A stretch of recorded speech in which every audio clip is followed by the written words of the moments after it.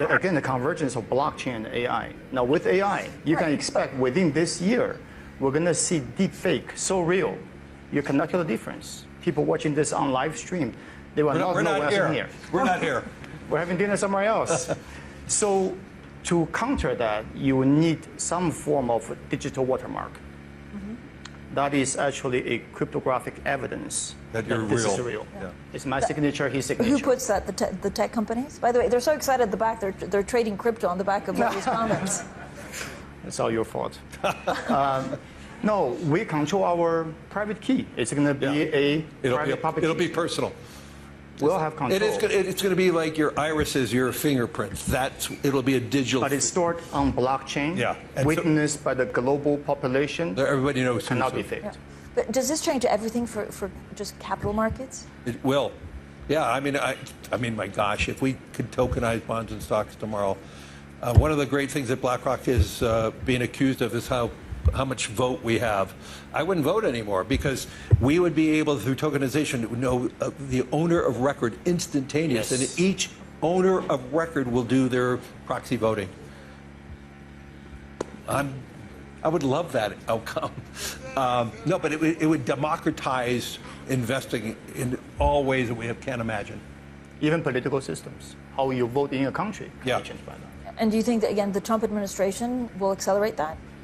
I think they're moving that direction. How far they actually will go remains to be seen. But if you do have a digital validator, like your fingerprints or your irises, I mean, you could tokenize voting. You could do everything. And so it will change how we think and how we live and what we do. And we've been talking to some Southeast Asian governments, including Malaysia, Thailand, Philippines, Indonesia. All of them historically have the populations who are treating black market, bitcoins, and what have you. But now the governments are realizing U.S. is driving a global policy shift. So they're now doing something very clever. They're saying, you know what, we're going to issue a new form of digital ID to every single citizen. Along with that is a digital wallet. Which Brazil and India has already done. You're both so fighting.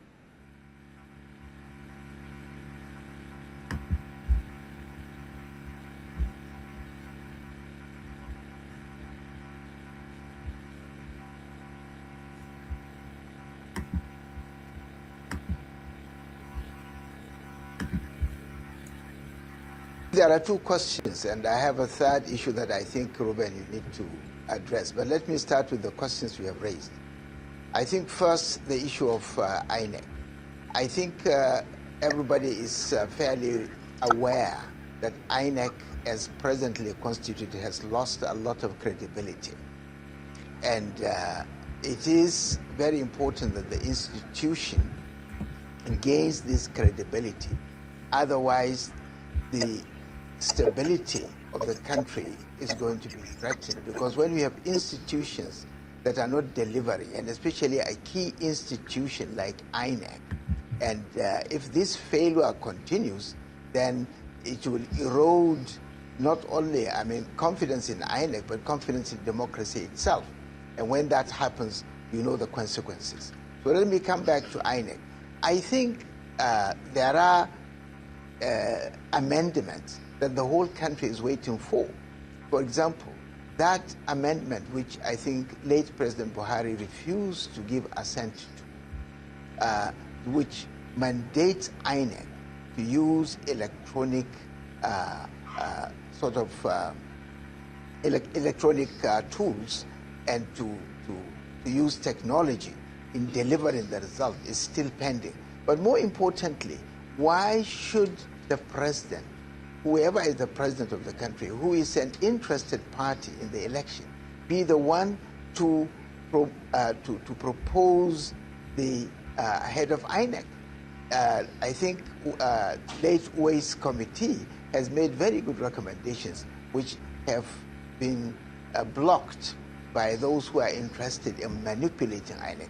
I think we have to rescue INEC by making sure that the head of INEC is not appointed by a sitting president who is going to be interested in an election.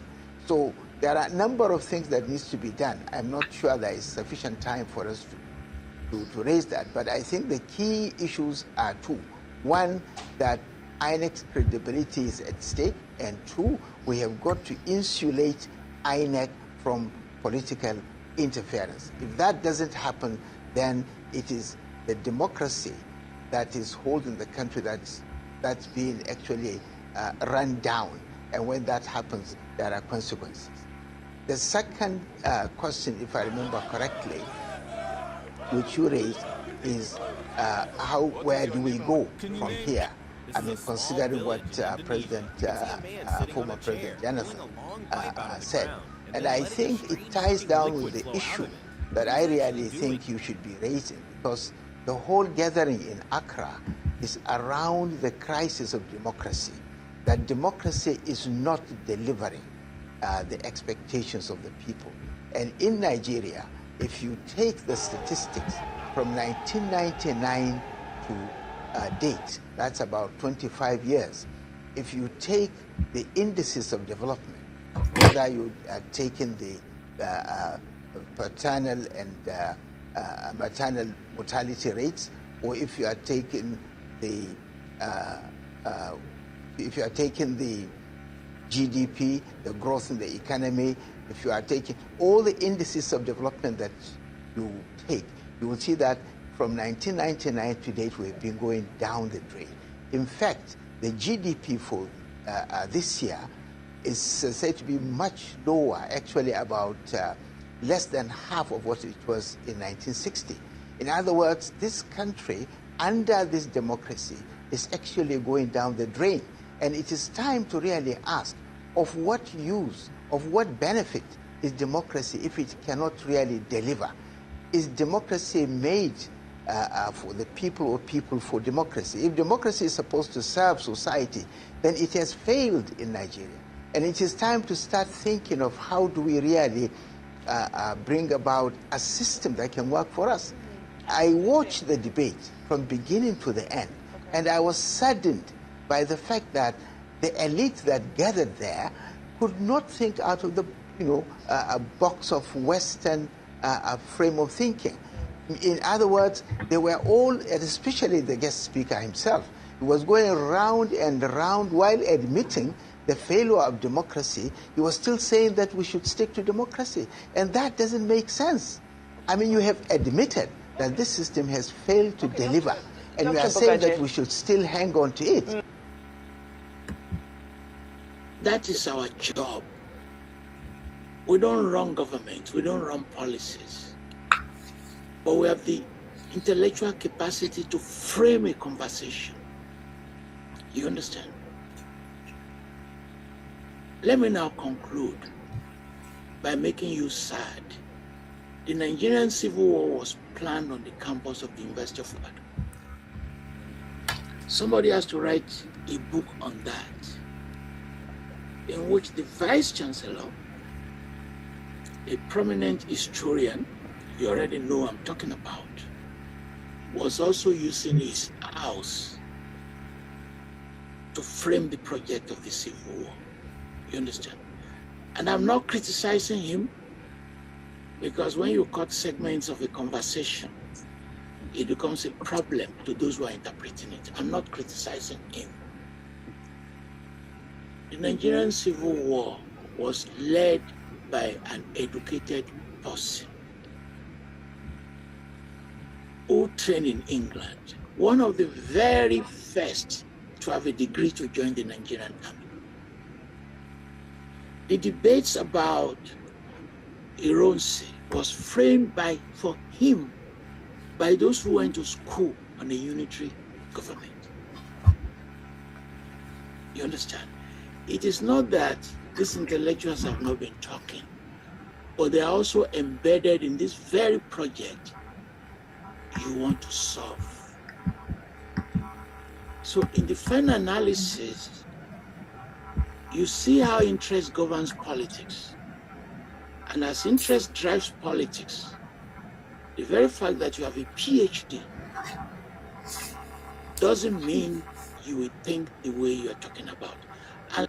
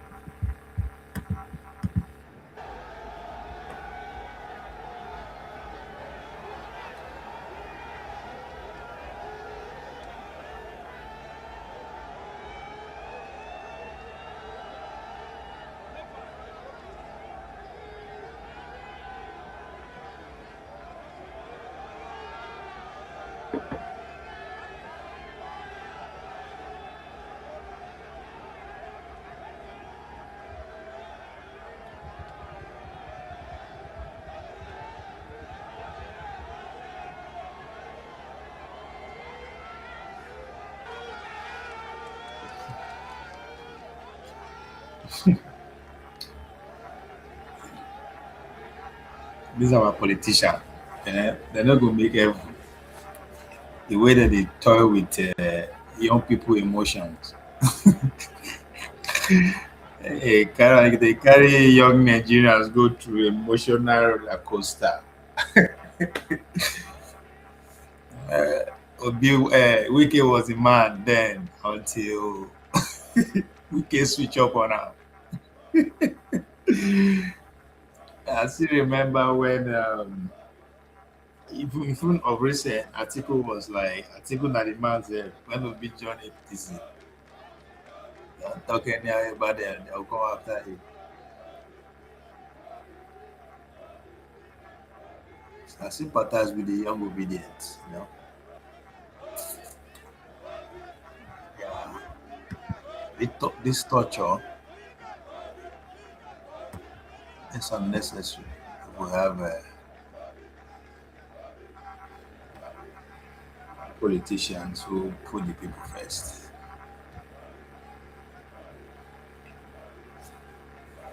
This was in 2022, Port Harcourt.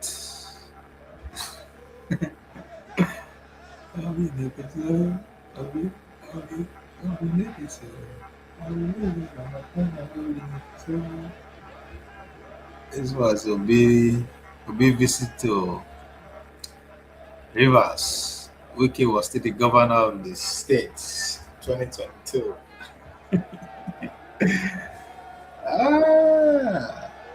I remember when Kwankwaso said visit Rivers. It was a festival.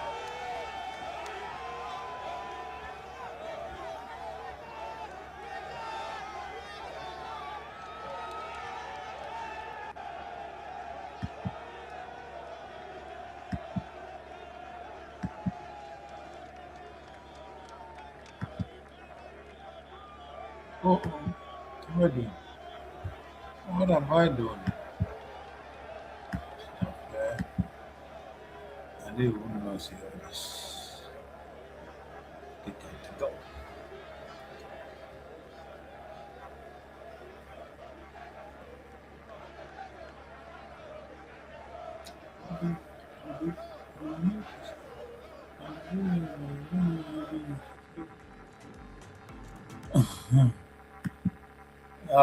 Just to refresh. What about that? I don't. Oh my word. YouTube, one and always. That's not intended. But anyway, still about to be. So, one and no show myself. A good verse. Yes, Obi and Kwankwaso that's the new assignment. Oh, that is the new assignment given to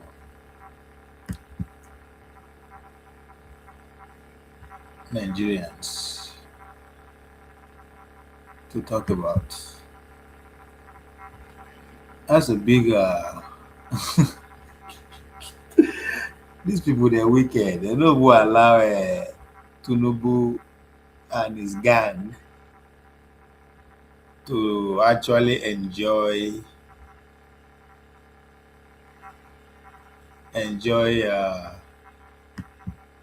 their historical trip.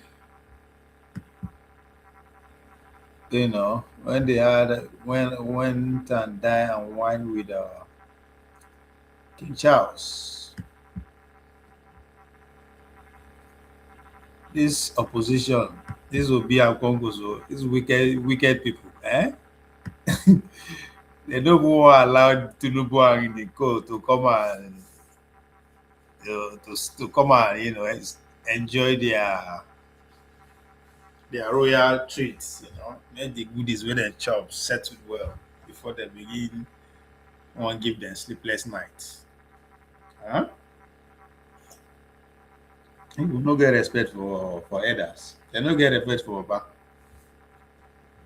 Opozo and Tinubu and Obi no get respect for Baba.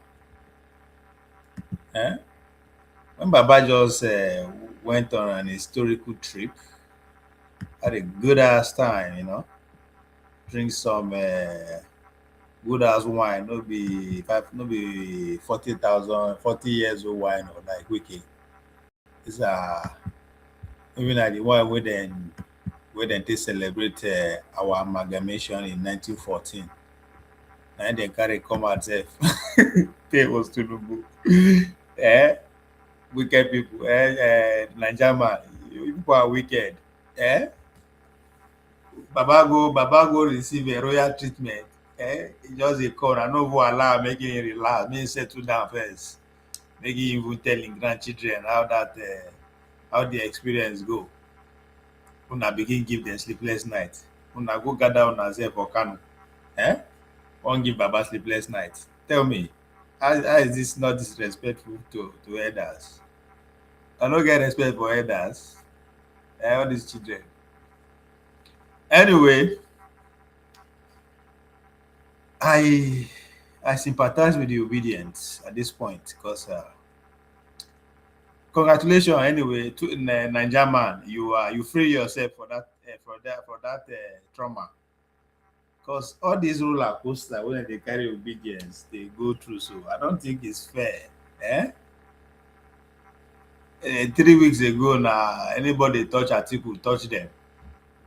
As soon as Obi join ADC like this, all the other crooks who are there from Atiku downward are now sent. They covered by the blood of obedience. If you go after them, you are in trouble. As soon as Obi begin give signals that that road get as a bill, NNPP Kano. Now Kwankwaso is the man. Kwankwaso na be there. I love politics, man. It's a beautiful game. A nice, beautiful game. So the whole internet is agog with the visit of Obi to the KK states, as we call them, Kano, Katsina, Kaduna. But of course, when he visited Katsina, that was receiving negative connotation from the obedience. They don't feel like that. They were not happy. They were angry that Obi visited Malami, but they don't understand how this game works. The power is about negotiation, and that negotiation, you are not in position to select who you negotiate with. You'll be surprised that you have to even sit down with the devil himself if there's anything like that to negotiate. So, and Kaduna visit wasn't that, all that. But goddamn, as soon as the man touched down in Kano, Kwankwaso, I like that man. I like the man politics. Kwankwaso make sure say that he made a statement. Interesting too. By this time, 2022, even Kwankwaso was saying that he cannot deputize Obi.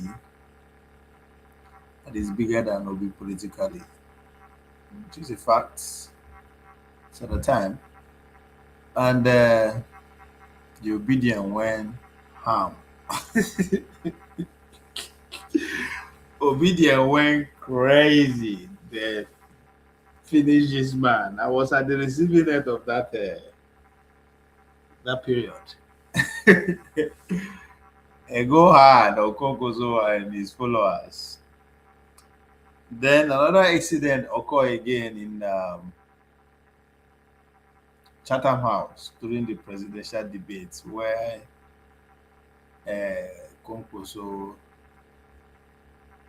said that he's more qualified than Obi, that he's a PhD holder while Obi is a trader. That became something that the obedience are just Andrew liver salts. They just and they will go away.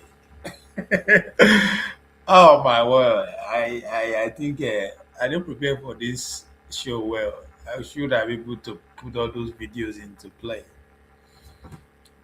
You know. So that's why I say the obedience are the receiving end of this torture. They are taking them an emotional roller coaster. It's not acceptable. So, and now here we are. It's just that this time around, they both need each other. But I don't know where their ego will not still get into their way again this time around. Because I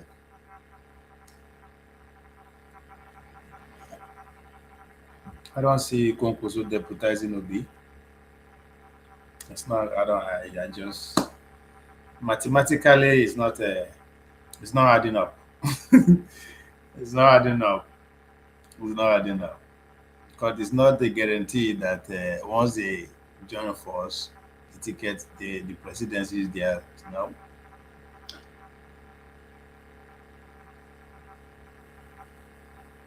And I don't see, of course, Obi when Obi was not Obi, refused to deputize Kwankwaso. Now that he's Obi, I don't expect that to happen too. So the math is not mathing.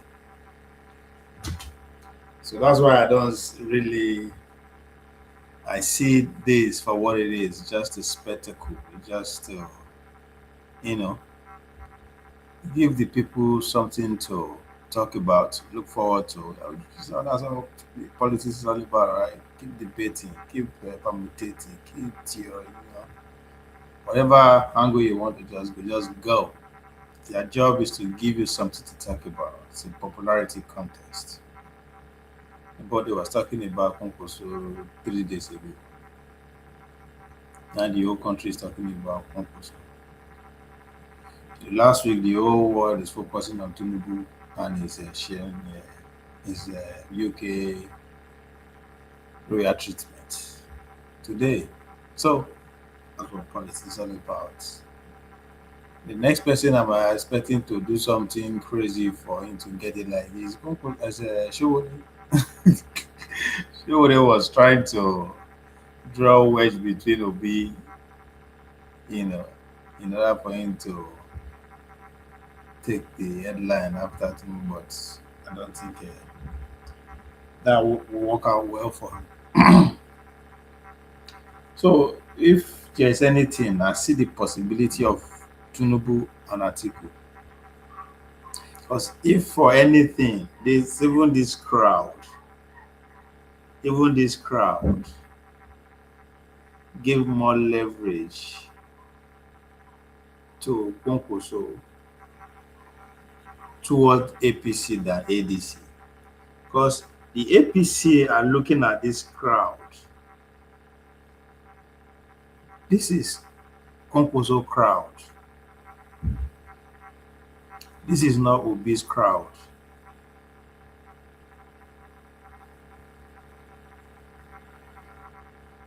Let me give Obi pass mark. If you go perform for Kano, you get 10%, 15%. without Kwankwaso. Even with Kwankwaso, to winning Kano is not theirs. But Kwankwaso is already in APC. One of his legs is already in APC. His in-law, who is happens to be the governor of the state, is already joined APC. So it only makes sense for him to just complete his journey at the right time. Now, what he's asking for is a different ball game. He wants to be the vice president.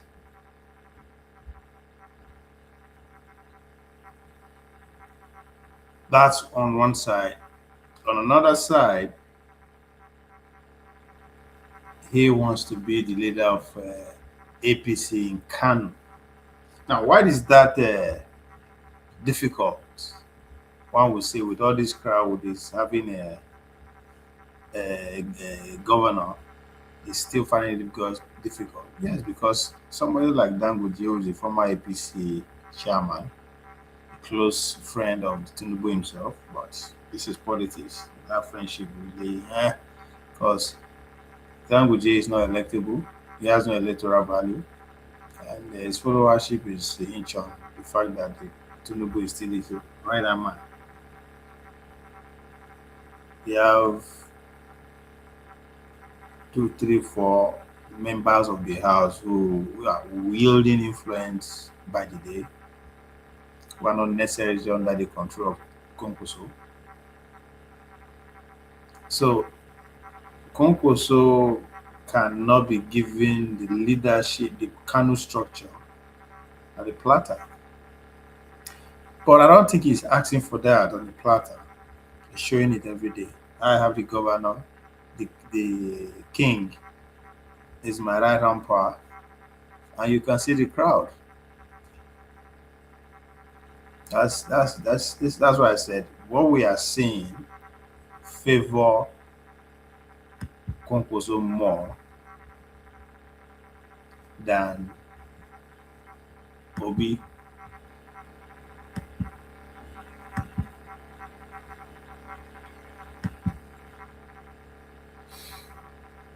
So without the governor, quote unquote, on his side, he still get this kind of crowd, regardless of who is visiting. So imagine, Tinubu go dey calculate. Imagine having both of them on the same day under APC. It's a big deal.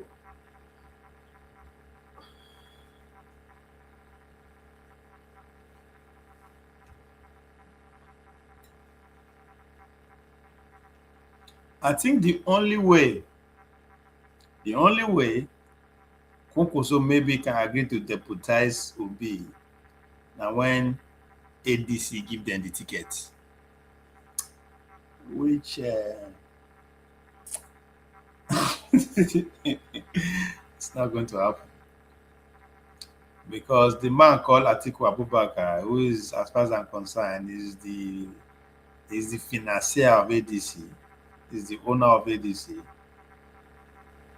I don't know what they won't give him when he go make and say, okay, we can let them go. I don't see. They are not in power, so they don't have anything to even bargain with in the first place. Age is not on his side to say, okay, maybe they'll be on my side. I mean, it's not mathing. The math there is just not adding up. The only math that seems to make sense is Kwankwaso and Tinubu and Atiku. Why? Because Kwankwaso one leg is already in APC via his government. Forget all this in a fight, none of bullshit. There's no way Abba can win Kano. There's no way Abba will win Kano with what you are seeing. Doesn't matter if Tinubu is the president. There's no way he can win.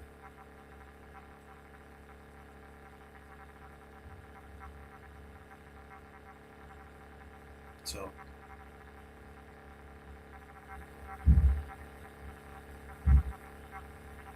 Kwankwaso have one of his legs inside,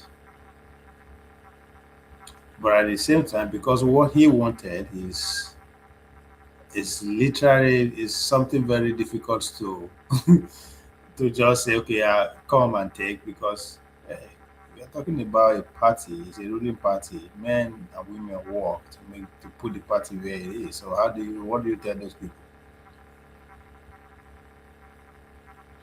What do you tell those people? The oil of Kwankwaso need to start expanding Kwankwasia beyond Kano. I understand there's this kind of momentum in Jigawa too, but places like Katsina, Sokoto, Kano,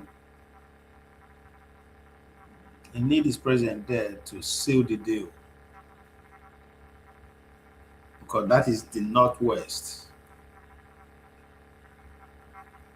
So the argument for APC vice president is not Kano or Kwankwaso, is northwest. So how do you get the consensusship of all the senators and all the power broker in the northwest to be on your side? I'm talking about Kwankwaso now. The easiest way is to point a hand, say, hey, go Kano, you see, around the streets. Go Jigawa, around the streets. Go Katsina. That's the only way you can actually take the argument to these people. I don't know, maybe you can get a financier somewhere who will say, come. The father can raise 2 billion or 1 billion or whatever it is. I think you guys should listen to me. So it's not all Uhuru yet on both sides for Kwankwaso, but the odds are in his favor, Johnny APC.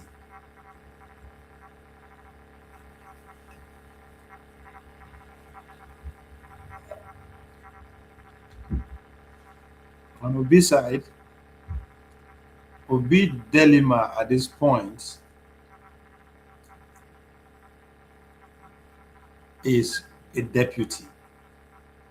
A deputy that can bring not just speeches, not just technical, no, somebody who can also bring votes. That's Obi's problem. Obi needs somebody that can bring in vote from the north, and that's where this crowd shows. The obedient intelligence room, the obedient analysts, at this point, they had to go back and sit down and say, come. Who can generate votes like Kwankwaso in the north? That is not Kwankwaso.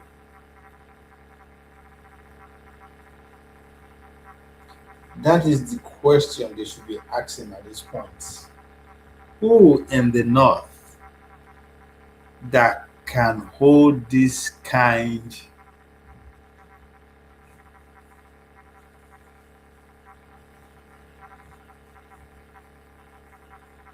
crowd or something close? I don't know. El-Rufai, nah. El-Rufai doesn't have it.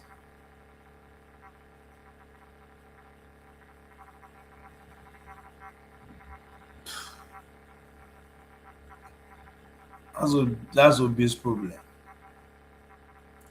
Obi's problem is who is going to run by and at least guarantee votes. That's where Obi's problem lies.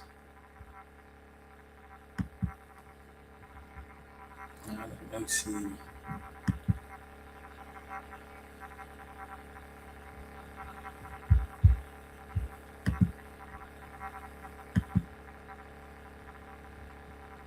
So I expect the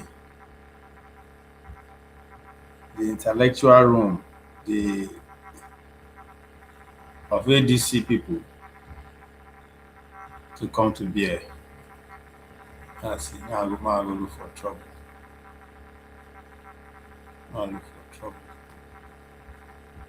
I go find. Oh. How did you get this experience? You said your parents were medical doctors. Was it your medical professionals? Is your father a doctor or your mother a doctor or a nurse? Okay. I'm not just talking to myself, but it's why. So I don't see body here. I can't hear you. Your mother is who? Oh, your mother. Let me go to that one.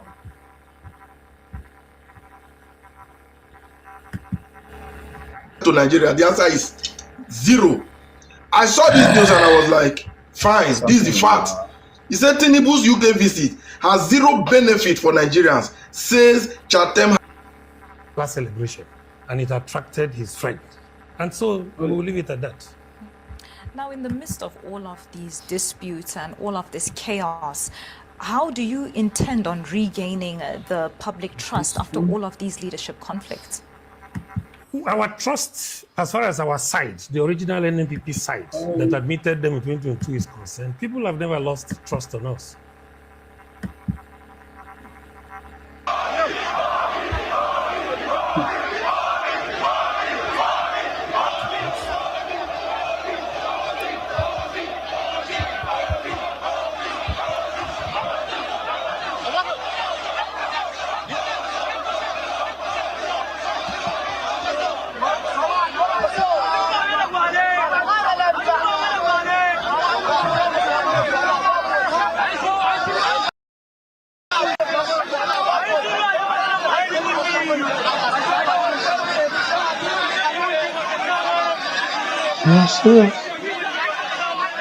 You can see, I'm just looking at the numbers in terms of politics.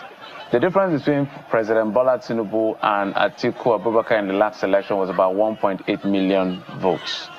So if somebody can pull in 1 million votes, whether it's APC that is able to get the Kwankwaso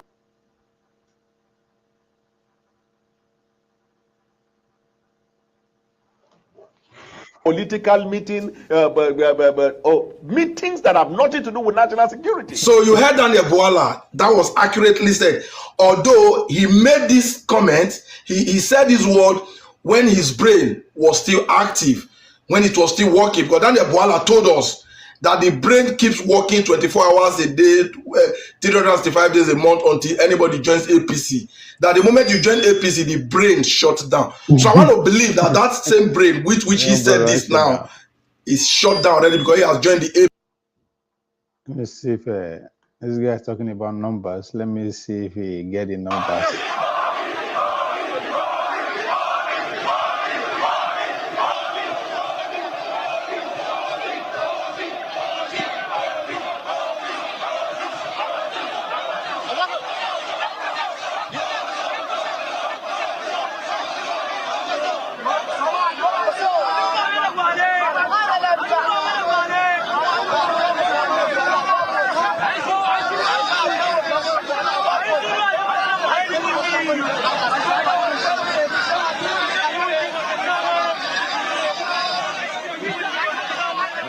You can see, I'm just looking at the numbers in terms of politics. The difference between President Bola Tinubu and Atiku Abubakar in the last election was about 1.8 million votes. So if somebody can pull in 1 million votes, whether it's APC that is able to get the Kwankwaso movement or is this ADC, whichever political party is able to grab this group has an asset in itself, and it's also a good plus for Obi, who, for instance, he's not done very well in getting inroads into the north. His strength is in the south, but Bola Tinubu, the president, was able to have his strength in the parts of the south and then consolidate in parts of the north, because in this game it's not emotion, it's not sentiment, it's about understanding how the numbers and the sentiment of the people play out to be able to get. So one of the biggest brides right now that everybody's putting on good bride price on is the Kwankwaso movement. So let's see how it plays out in the long run. Well, traditionally, maybe more historically, especially since a return to democracy in 1999, Kano has always held the aces with its block votes of, 1 million, sometimes surpassing 1 million. 1.9 in 2015. 1.9 without an invalid vote. Oh, interesting. But Jeffrey, remember that the defection of Governor Abba Yusuf has sort of changed the dynamics, however slightly it did, because he went with a portion of the Kwankwaso movement. Whether we like it or not, some of the Kano APC went with Governor Abba Yusuf. And then there is a division with the NNPP itself, with the Boniface and Niembonam group, the founder of the NNPP himself, challenging the Kwankwaso-led movement of the Kwankwaso movement for the party structure. So what is the percentage of the movement that these two divided groups have gone with from the Kwankwaso movement? We cannot particularly tell from the numbers now until we get to the elections in 2027. But they would need a miracle to pull off a victory against the All Progressives Congress because of the challenge of structure. Yes, indeed, Obi pulled up a huge movement with the Labour Party in 2022, 2023, and we've seen that movement traditionally remain loyal to him, and anywhere he goes, they go with him. But can they repeat that feat in 2027? If indeed they're able to do that, they would need a strong alliance of, a coming together of a number of opposition groups besides the Kwankwaso movement before that miracle can be achieved. Well, guys, this is good to see. I must say, the game needs to get to that point where everyone is put on their toes. Whether or not this is feasible is another thing. But I see a lot of things playing out here. There's the economy of mobilization right here, which is something you see in the build-up to the elections, which is crowd, the purchase or the engagement, whatever you want to call it, of crowd. Some will tell you that this is organic.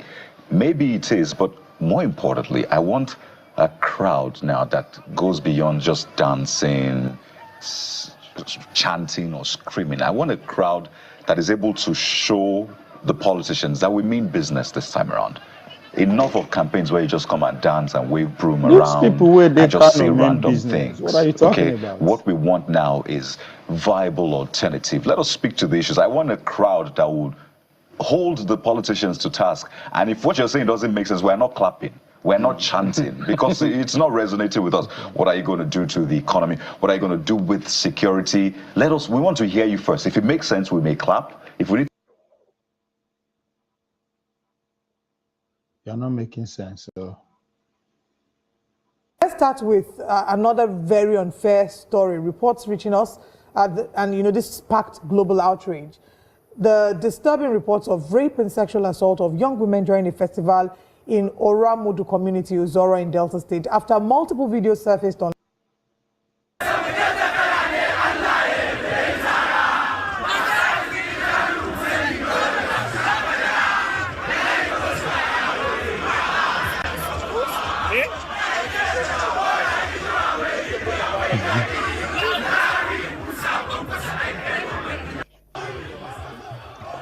expected when political meetings like this happen, or when meetings between huge political figures occur. What happens is that Nigerians then start to put two and two together and make speculations about Nigerians and journalists. Food has been served. Food is ready. Oh yeah, he hot as they hot to go the chopper. They've dangled the and that's because also there have been speculations before now about the possible alignment of Kwankwaso. He himself did say that he was ready to align himself with any party that would give him president or vice presidential ticket. And there have been speculations as to where he could head.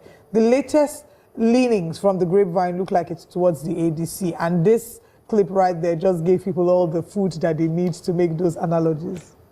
Well, just to mention very quickly, one of the key things that we see in the video here is led to a lot of people already putting one and two together, like you've said. They've said Kwankwaso and Obi, both of them. And then there are rumors as well that Kwankwaso will be leaving the NNPP to move to the ADC. We do not know how that will pan out. But everyone knows simply well that the NNPP is a party that strongly has his footprints on it. So how he's going to leave that party, move to the ADC, well, we don't know. Yeah, but NNPP can only be said to be very popular in Kano State. But, I mean, you never know. But I will dismiss that speculation of him going to the APC after this meeting with Mr. Peter Obi. And I wonder what they're up to, because Mr. Peter Obi is already in the ADC, and he's said, I think politicians say one thing and they might do otherwise. But he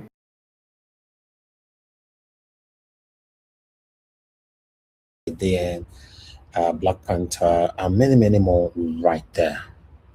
I appreciate every one of you. Please help us to press on the like, help us to share. Mike Akembari, my brother, I can see you as well. Timmy Dibe in the building, Wabo Felix in the building, and many, many more. But I'd like us to move on.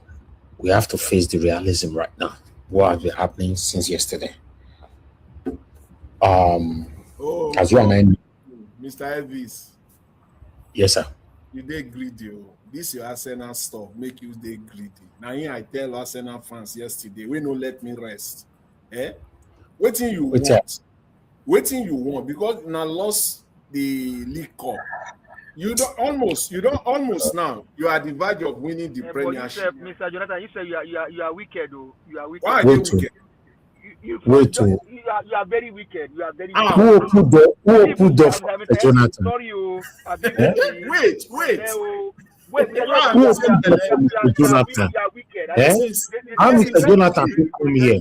I don't like this. Okay, can I?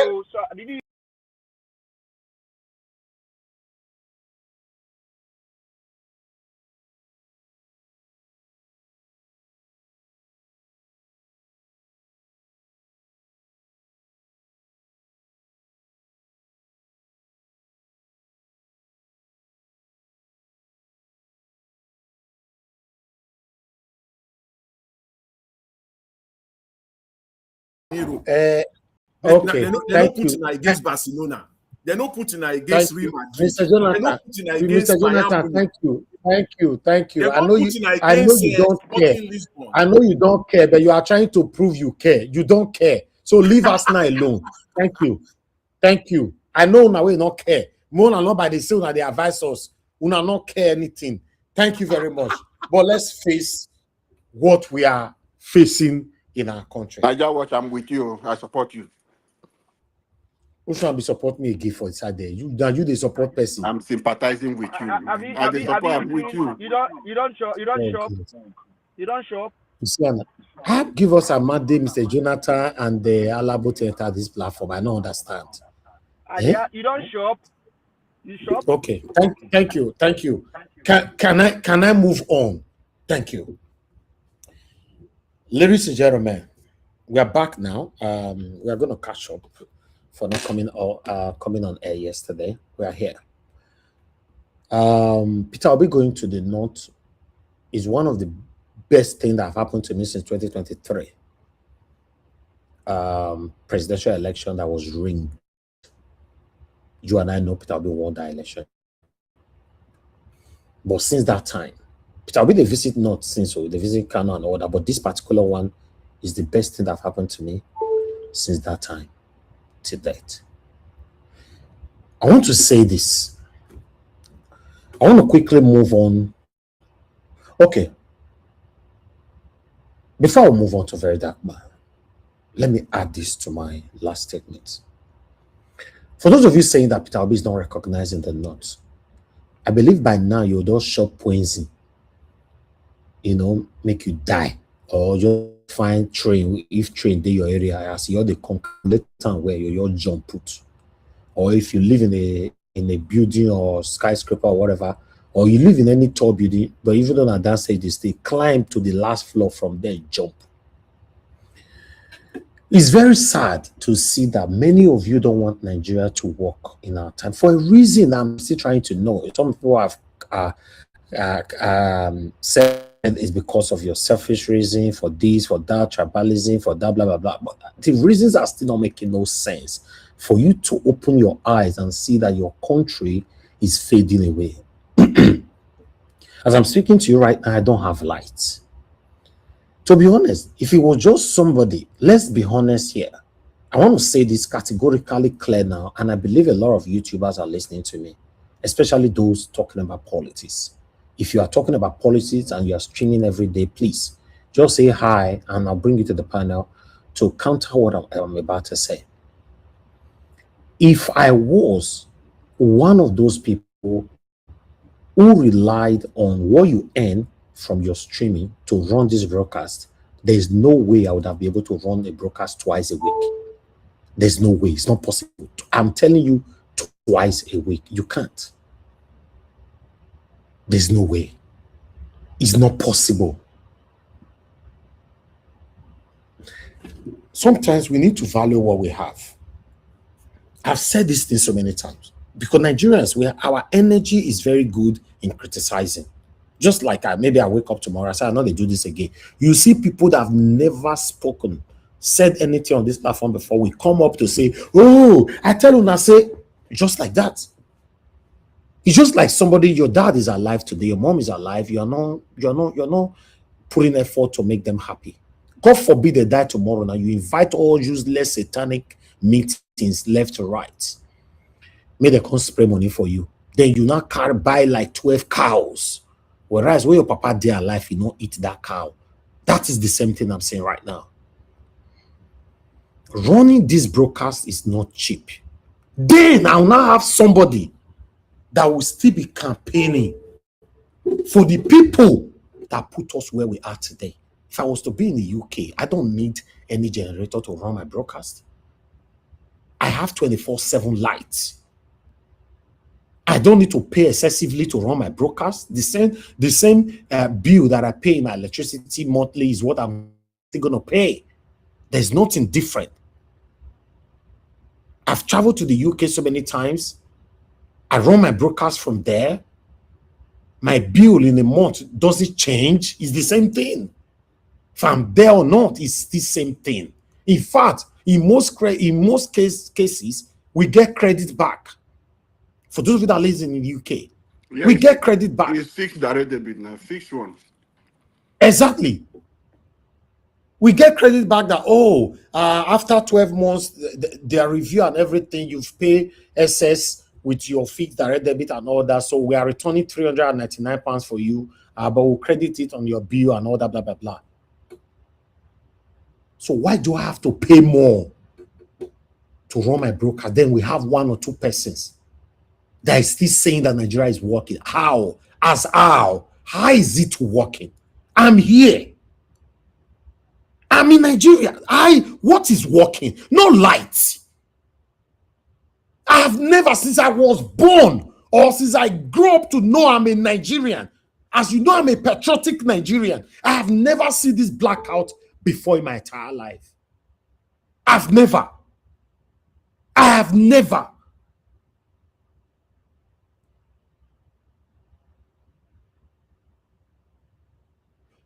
To the best of my knowledge, the Gambia, they say they have about 36 megawatts electricity that generate electricity for them. 36 megawatts, right?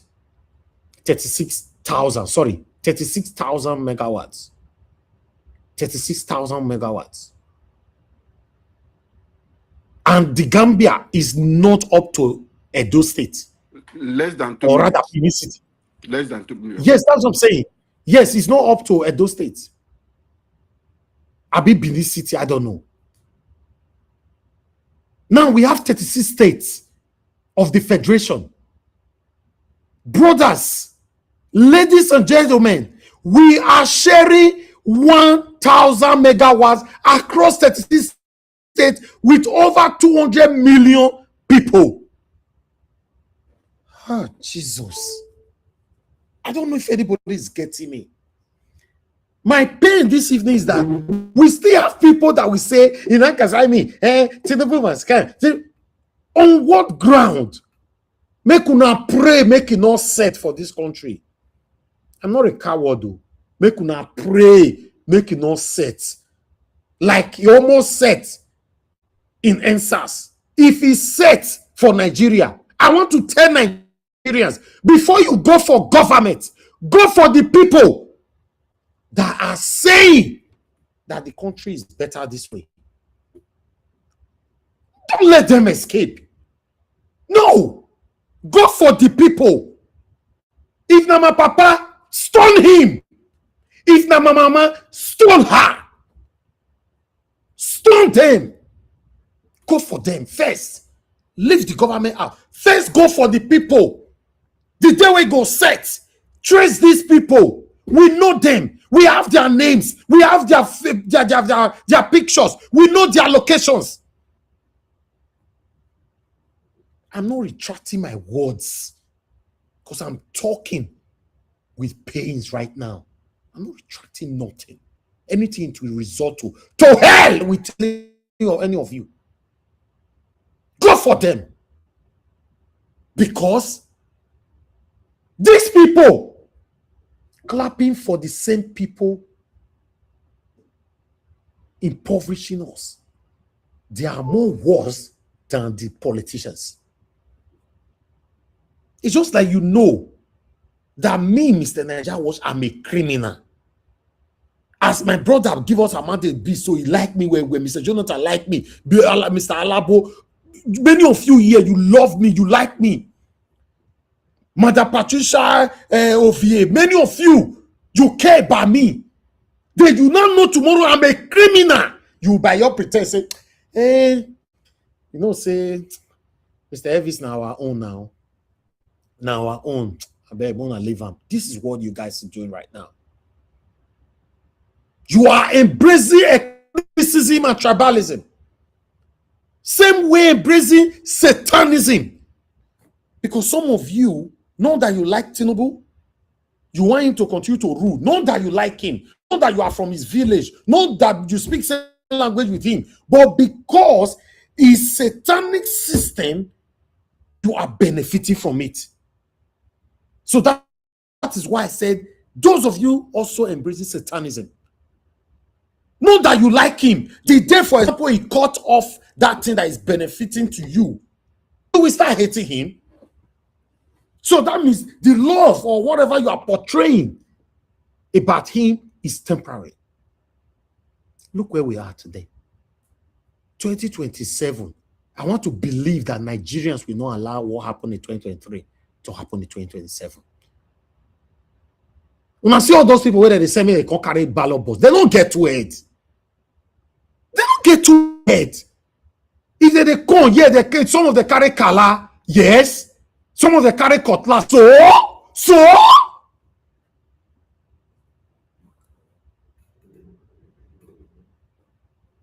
So listen, at the verse. I'm inside Nigeria. I'm not a coward though. Me and lights are there everywhere. I don't hide. I'm not a coward. I have never been. If you know you are part of the people who bought ticket, you came to Nigeria during NSAS. You were on ground when they off the camera on us. They off the light on us and they started shooting. If you know you live abroad and you were part of it, let me know. I'm not a coward. I'm not, and I can never be. In fact, apart from we talking about politics, go do research about me. My parents, I go first tell you, say, this particular one, so we have to prepare them. If you don't know what prepare them mean, go find a Benin dictionary. You have to prepare them. I'm not a coward. I have never been. I have never been. Everybody wrong. I know how that. I know how that. Do you know how many people loses their lives every day in Nigeria? The explosion that happened 3 days ago that I went to cover with my metal glass. The people that burnt alive there. Are you aware some of them might be the category of the people that were saying before that? No, it not concern me. I'm not going to talk. But at the end of the day, the same thing we see no one talk about still affected you. It by you. Do you know how many women today that don't want to talk about what is affecting us in Nigeria?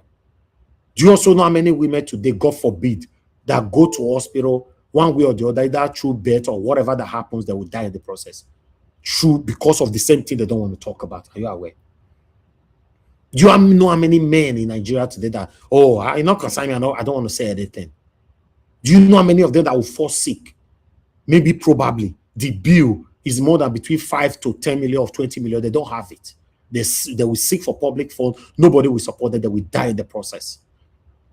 Do you know how many people die through accidents, through Boko Haram, through terrorists, through everything? The same thing that you are running away from. I don't want to talk. I don't want to talk. It don't concern me. I don't want to talk. It don't concern me. Still, it's still a concern now. Look at what the Northerners did today, yesterday, today, and all. I am impressed. I am very proud of them. With what I saw, this message is for ADC. That's why you see that title right there. I put the title there myself. ADC, if you really want to rescue Nigeria, this will not be saying, this one they run, they don't want they run, they don't want the 5 ticket, they don't want the 5 ticket. Listen. If the party ADC really want Nigeria to be rescued, it is too obvious. It is too obvious that the person Nigerian wants is Peter Gregory Obi. I don't like him because he's an Igbo man. Naughtiness. Yes, naughtiness. Many of them are calling me Igbo man on social media. Now, it's also Igbo. I commented 3 days ago. Everybody, all of them came under my comment. Go back to your southeast. Go back to Anambra. Peter Obi could not do your state. Why are you talking here? Blah, blah, blah. That's the mindset. They believe I'm Igbo man. Just because I commented.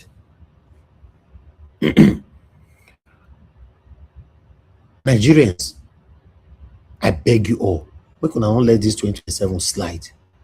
Me, I go dey inside Nigeria for 2027 election. I go dey inside here. I go dey inside here. Now only one life everybody gets. Not be fight now. Now fight, they tell the fight. We want to go vote. I have my PVC. Everybody say, I want to go and vote. Vote. I'm tired of this rubbish. My people, as I dey talk, so no light. No light for this country. How did we get here? How did we allow this to generate to this stage? It's crazy. It's crazy. No, very dark man. Very dark man, my brother. You see the video you did that I just played? I would rather say the video you did today, but I don't know if you've done other videos, so that's why I'm being specific. The video I just played just now. I also uploaded it earlier on. I listened to it from beginning to the end. I don't know what you're talking about. Very dark man. My brother Martin Ose. My Edo brother. Remember, nobody reign forever. Nobody reign forever. You can be reigning today, you don't know how tomorrow will be. Remember that Nigerians are very, very desperate right now. That video you did today, I don't know what I tried to digest it. I've listened to it more than 3 times. I don't know what it means. I don't know what you're talking about.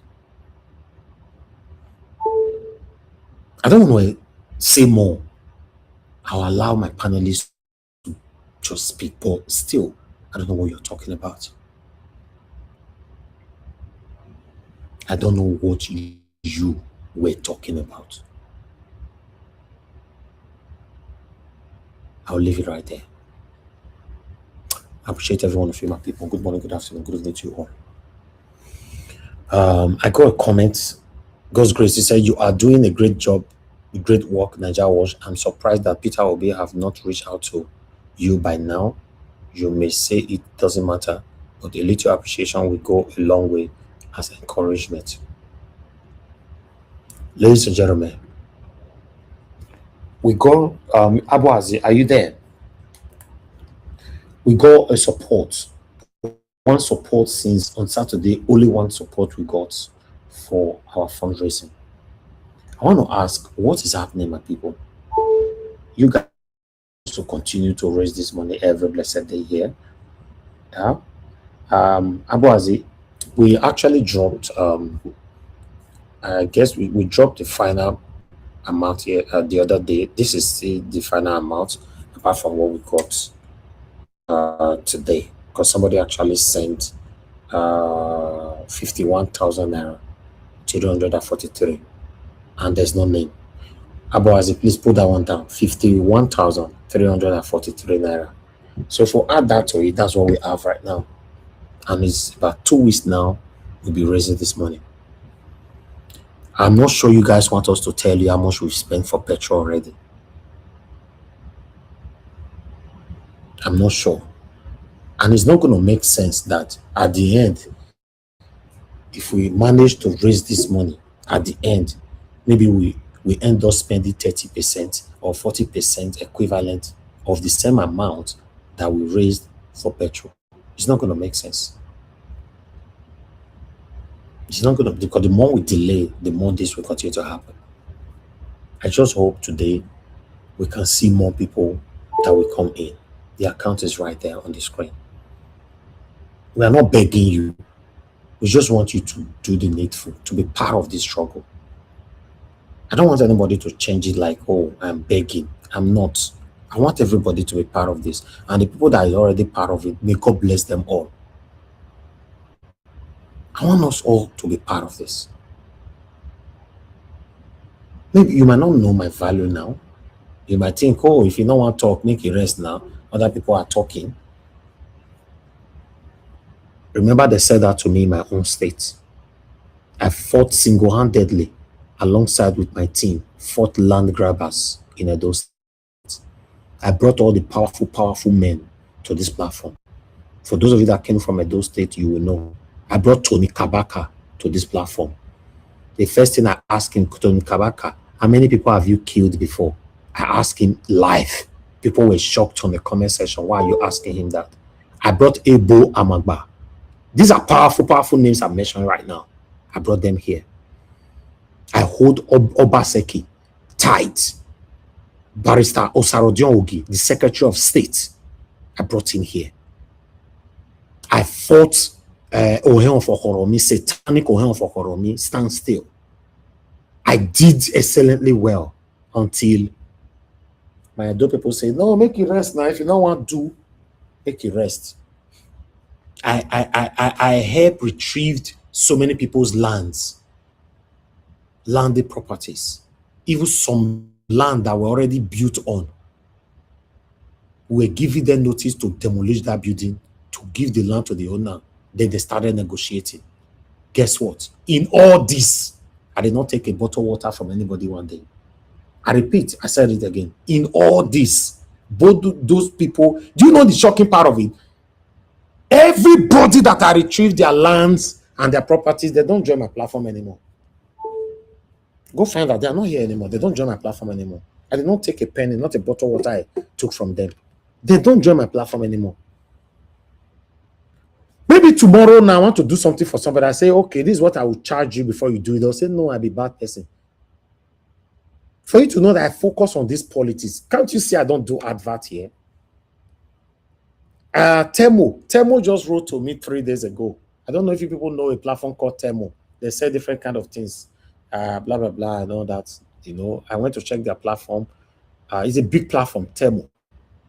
They wrote to me 3 days ago. They want to use my platform to promote their brand. I said, I'll get back to them. As I talk, I never still get back to them because adverts is not really my thing. For you to know, I just want Nigeria to work, not about making the money. I can do advert here. I did advert in the past with SendWave and Word Remit. We did it here. SendWave paid about £5,000 and Word Remit paid about £7,000 for that advert. We did it here. But ever since I just thought, no, the distraction, no. I focus. People that I retrieved their land. They know they join my platform again today. Mona, go ask them if they give me penny. Some of them will say, Najawo, not your vessel, I'll be so busy. Don't worry, we are with you, we are with you. Now the year rich. We are with you. Do you know the kind of person people love or like? Now, person with the tight, we they horrible to them. That people they like. Just like what is Peter Obi is facing today, and the people singing Tinubu's praises. So what do you want me to say? If I switch tomorrow now, say I don't want to talk about this anymore. Maybe now say, don't worry. As I talk for my own state, Edo State. If you don't do me, you rest now. But I rest to today. You know, since I stopped, you know how many people that have lost their lands and all that. In fact, the painful part of it is that since I stopped, nobody where you try makes this go cover that space. Say, since this guy stopped, make I quickly take this position. Nobody. Till today, nobody. The vacuum is still there. They are calling me back. Please, now come. Me. It doesn't work like that. Just be like, say, Peter Obi resign tomorrow. Say, they do it. You're can't go to call him, but no worries, sir. We don't ready for you now. This is the time. 2027 is when we need to prove it. I appreciate you, all my people. Good morning, good afternoon, good evening to every one of you. Please, guys, do your part by pressing on the like, help us to share. If you can buy us a coffee, click on the dollar sign. It's just right there looking at you. I will really do appreciate that. And for the donation, the account number is still right there. As I call on the first person to talk to us, which is give us a mandate. If you're available, give us a mandate. You're on the backstage, since you know on your camera. I don't know why. You know, if you won't notice you're on the backstage and I'm here, I'm not on camera, but when somebody does the talk and I'm not there yet, or maybe I'm doing something else, now on camera, now say, Mr. Najawaj, I'm on the backstage. I'm on the, how you say my taste here, I put eye everywhere. Person we don't they talk since now, maybe I don't get up from my office, now I go drink water or make coffee. You'll say they backstage. Make I put you in. If you're on the backstage, leave your camera on so that I will see you and bring you in. Not when you want. Leave it there, leave it on. He's still not responding to that. I would like to move on to the next person to talk to us. Mr. Alabo, please talk to us. Good evening to you, sir. Thank you, Mr. Najawaj. Good evening, sir. And God bless you for what you do. Thank you, The sir. new Nigeria is coming, and the new Nigeria is possible. Don't give up. We are almost there. It is not an easy journey. It doesn't come easily like this. But with the special grace and with the courage and unity of Nigerians, we will win this battle. Good evening, Mommy Diaspora. Good evening, everyone on the comment section. Mr. Jonathan, everyone on the panel. God bless us. Let us not give up. Our country will get it together. Let us unite and get this country. Let us unite and take back our country. It is only through unity that we can win this battle. Without unity, it's going to be difficult for us. You can see the movement is gathering momentum. We will get there. Though the enemy will try to stop us, but they can't stop us. They will try to stop, but they can't stop us. We are determined.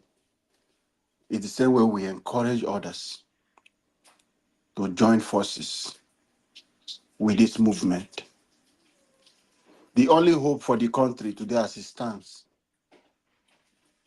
for the upcoming election is Peter Obi or nothing.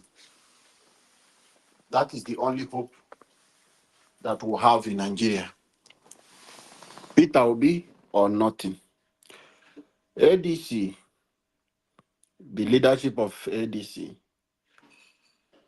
it is conspicuous. It's clear to everyone to see this, that the only man that is viable is what is Peter Obi. You people might pretend. You people will say, okay, you want to follow due process. No matter the process you want to follow, you know somebody you can present to Nigeria that you can sell without you starting to defend anything. You don't have anything to defend for Peter Obi. No corrupt charges they will bring But if you bring Amechi out, the fact is there in River State. If you bring Atiku out, the fact is there. Their files are there with the EFCC. So we must wake up and realize this to say, okay, this man is accepted by over 70% of Nigeria. Let us not pretend. Even APC members will vote for Peter Obi. It is clear. They know he's the man. They know he's the only one that can reduce.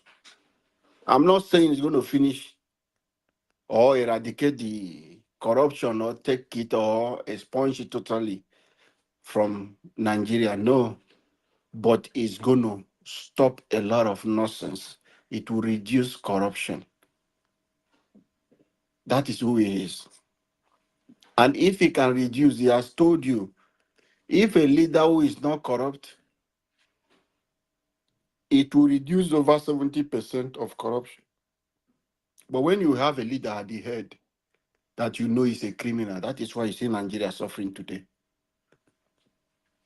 Before the leader will take their own, it will get to the boy, PA, chief of staff, the whole thing before it will get to the contractor. It becomes nothing. Your project will remain there.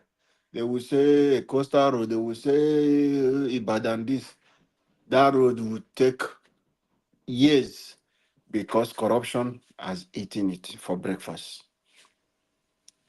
We want a country that we can save money, a country that will have and take care of vulnerable people, a country that will care that even one life is missing, God forbid, the whole nation will mourn and stand and acknowledge that, yes, they have human sympathy. They have human empathy. They have feelings and blood running from them. But in a situation where you will have over 100 people by unalive, and your president traveled to London just to eat jollof rice that they can eat in Nigeria, and they are celebrating that my King Charles said what? Said Nigeria they carry last. That is the only thing they brought to Nigeria. And people are jubilating, oh, and they're making it the talk of the day. It's shameful, Nigeria. Akpabio and the rest, the one that called himself National Security Advisor, who is not supposed to be political. He's supposed to be apolitical. He's supposed to avoid anything politics, but he's become because that office is neutral, but he has become full member of APC. The same horse these people are riding, those horse, even in Nigeria, they use it to carry coffee. You people know, some people that have money want to do their burial, they use those horses to just carry those caskets in Nigeria. It's the same horse they put Akpabio and those people, all of them opening teeth and smiling. And they went to sign rubbish. The same thing we are growing up, our grandparents will be telling us story how these white people will come and use mirror. And our parents will carry one of their stubborn child and give to them in exchange. Just mirror for you to see your face. It's the same thing at this 21st century. They put you people on horse to ride you people, and all of you lost your brain. The only thing you can go is to go and collect loan that you people will share for yourself and go and sign nonsense deals that will make United Kingdom what they try in Rwanda. Rwanda took a lot of money. It cost the United Kingdom billions of pounds. For this kind of deal, they strike with Rwanda. But for Nigeria, there is nothing out of it. What the United Kingdom have been struggling for ages to do, to see how they want to remove the prisoners from their country, those people staying in their country illegally, Today is very easy now. Tinubu have gone. This is the only achievement. And they are coming to celebrate, just to validate himself, looking for people to accept him. And people are clapping to say, yes, they went. Do you know how much they spend in that country? Resources that is supposed to build us standard hospital across the 6 geopolitical zone.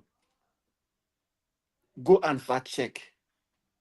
That is what those people took for transport, for their PA, and a lot of people, let us not talk, even go to the bribing one. Do you know what it is to give those jobless people who do not have paper in UK? Thank God, Tinubu have signed.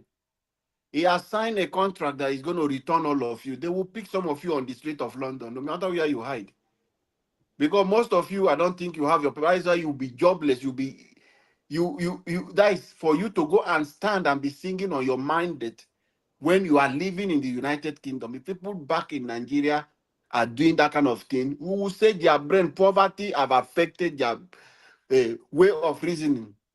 But for you who are in the United Kingdom that went to stand because of £500 that Tinubu want to stand to share for you, I pray, may you be the first victim of the deportation. May you never get your paper.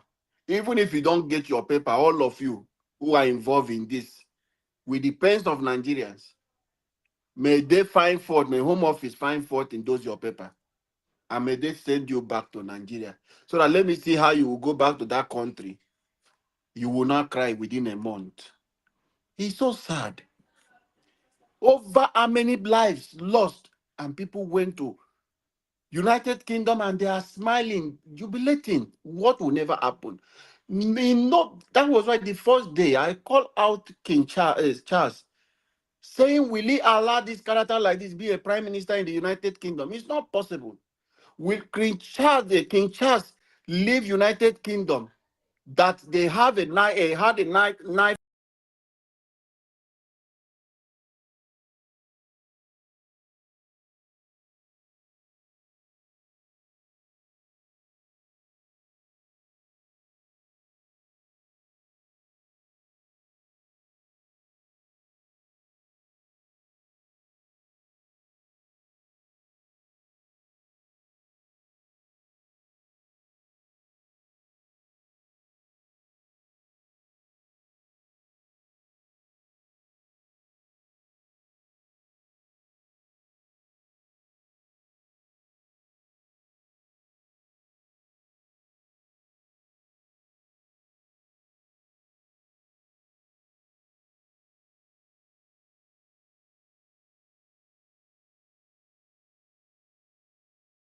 Ahmed El Rufai. Malam Nasir Ahmed El Rufai, welcome to our program today. Thank you, Manir, for inviting me. You seem to be, is it a wall that is away, maybe without leave, because you seem to have gone quiet for quite a while, and I wonder what's happening, or is it like your part?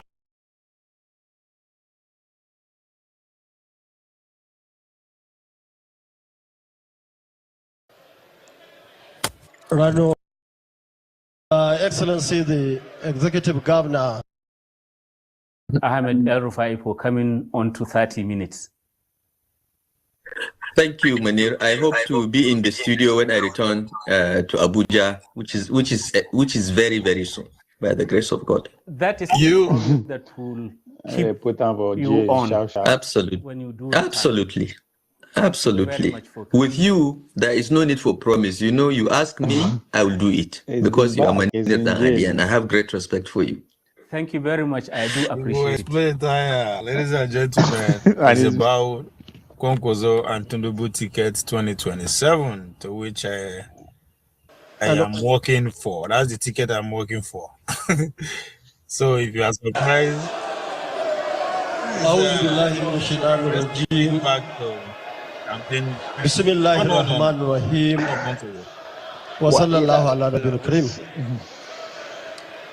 Your Excellency, the Executive Governor of Kano State, Alhaji Abba Yusuf, and all other excellencies here present,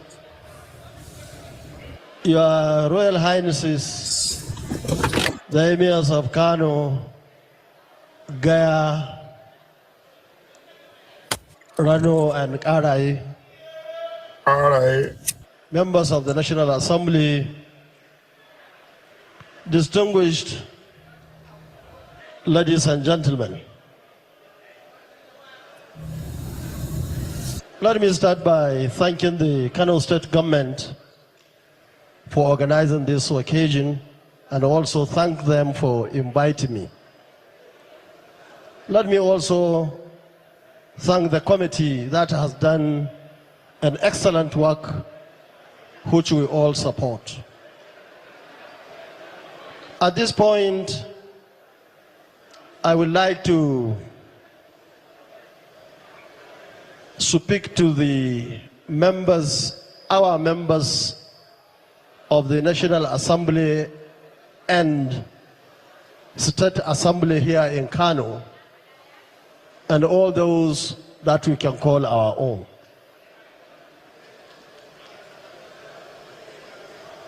We have seen what has happened in the past, and I think it's important for you and all of us to consider the mistakes of others while we have an opportunity to do our jobs now. I remember especially 1999 to 2003, and of course right through to this National Assembly. We have seen a situation where our members were given the opportunity to really represent their constituents. But unfortunately, on many occasions, they were compromised. We have seen a situation whereby the rich in the country worked so hard to raise a lot of money to bribe members of the National Assembly, especially those who are representing us. And as a result of that, we now have a tilted arrangement in terms of resources sharing in the country.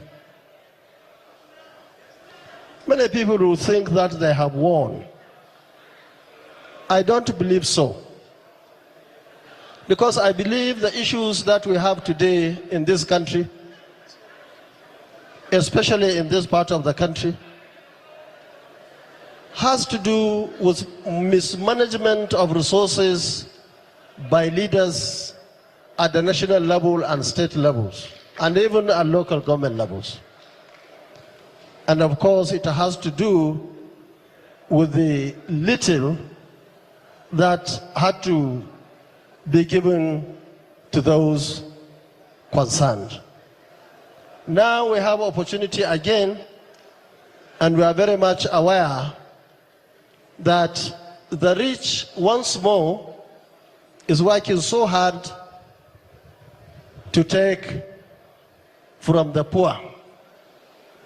And I'm sure all of us at leadership level in this country are members of Concosia, members of NNPP, even though what is going to happen is a bipartisan arrangement. People representing us, whether in our party or any other party for that matter, must stand firm and do the right thing. And I want to appeal to the presiding officers, which fortunately I was one of them, to do the right thing when they are considering this amendment. We want to know by name of those who supported A or B in this amendment, because it is very important, and that is what the law and the Constitution says. So we're keeping our eyes on all those concerned. Let me also advise those who are struggling by all means to take everything, to remember that some of the issues that we have in this part of the country today has to do with lack of enough resources and, of course, mismanaging the little that comes in. And that's why we have insecurity, we have poverty, and so on and so forth. And of course, it is happening here mainly, but it affects everywhere, because like desert, it will go to everywhere. Let me, at this point, advise the federal government, especially, on the distribution of federal resources. From the information available to us, it's like most of the national budget is now tilting to one direction in this country.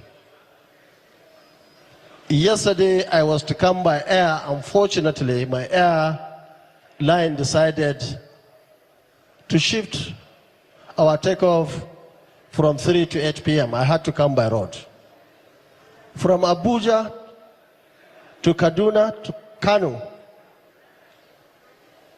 was a hell, terrible, very bad road.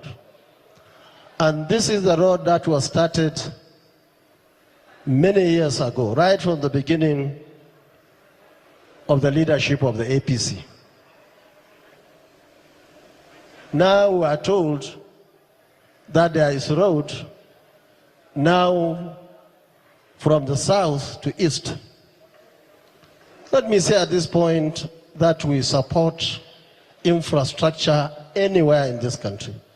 In fact, I was telling myself that I wished that road was done before 2023 election, because I was the only aspirant or candidate who traveled to all nooks and corners across this country. I would have used that road.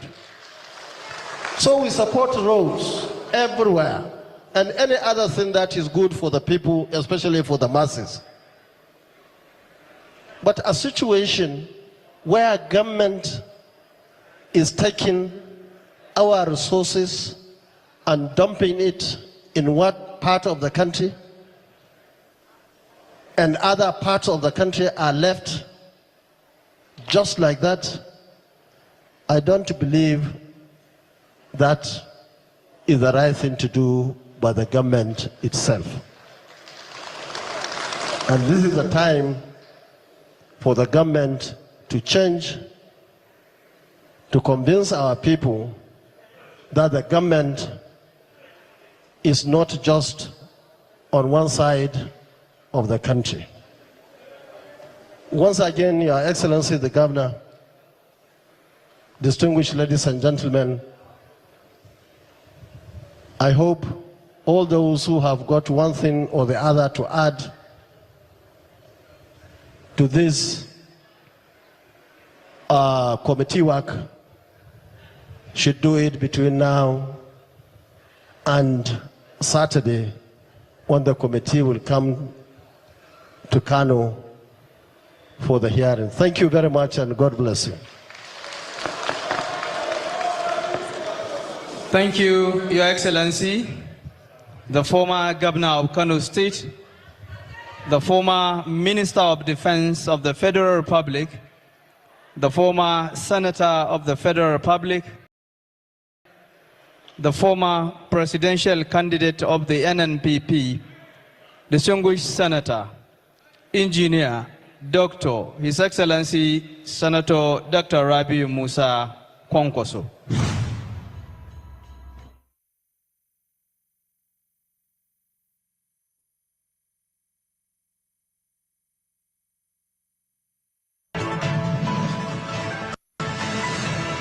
Welcome back to Inside Sources. In this segment, I'm going to feature a member of the National Working Committee of the ADC, who is also a lawyer and a columnist, who I'm delighted to welcome back to Inside Sources. And I'm talking of Mr. Kenneth Okonkwo. Okay. Hey, my brother. Good to see you again. Me too. It's been a while. Yes, and thank you, viewers, for joining us. Excellent. So let's just get into it. This last few days, the Senate had a plenary session where the Senate president said, look, the ruling about electronic transmission of results is that we're going to leave it the way that it was in 2022, the act. Now, before you answer that, the background is that both members of the House of Reps and the National Assembly, their electoral committees, agreed that, look, we need to mandate electronic transmission of results. They all agreed. The Senate members, they agreed. There were all kinds of retreats and meetings, behind the scenes stuff. But here comes Senator Godswill Akpabio and attempting to knock all of that down. Mr. Okonkwo, how do you respond to this?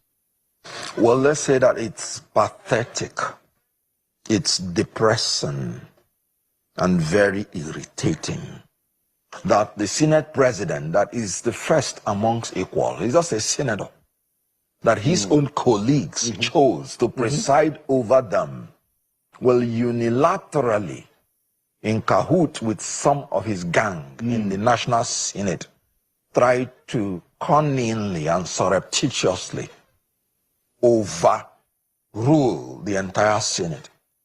Now, let us even say the whole idea of Electoral Act 2022 was to introduce technology and electronic transmission of results. That is the whole reason for it. If you recall, President Buhari, the first time they amended the act without putting the provision for the electronic transfer to NNPP months before the 2023 general election. Details of the meeting are still sketchy, but both men would have been expected to discuss a government of unity. For a bit of insight into the Tinubu Kwankwaso meeting in Paris, we are now being joined by a ranking member of NNPP, Buba Galadima, with specific focus on a possible alliance between the two politicians. Many thanks for joining us on Newsday. Thank you very much, Tope. Now, Mr. Galadima, I don't know if you can tell us a bit more about the meeting in France between President-elect Bola Tinubu and Dr. Rabiu Kwankwaso. Well, Tope, you know, everything in Nigeria is news. Ordinarily, a meeting between two leaders doesn't attract that kind of ecstasy by the citizenry. However, I want to also place on record that I have not been in the meeting, but I had some idea before this meeting took place. Personally, I was supposed to have been there, but as I speak to you, I'm just coming from the hospital. Since my coming from Saudi Arabia, I had been indisposed, so undergoing several tests.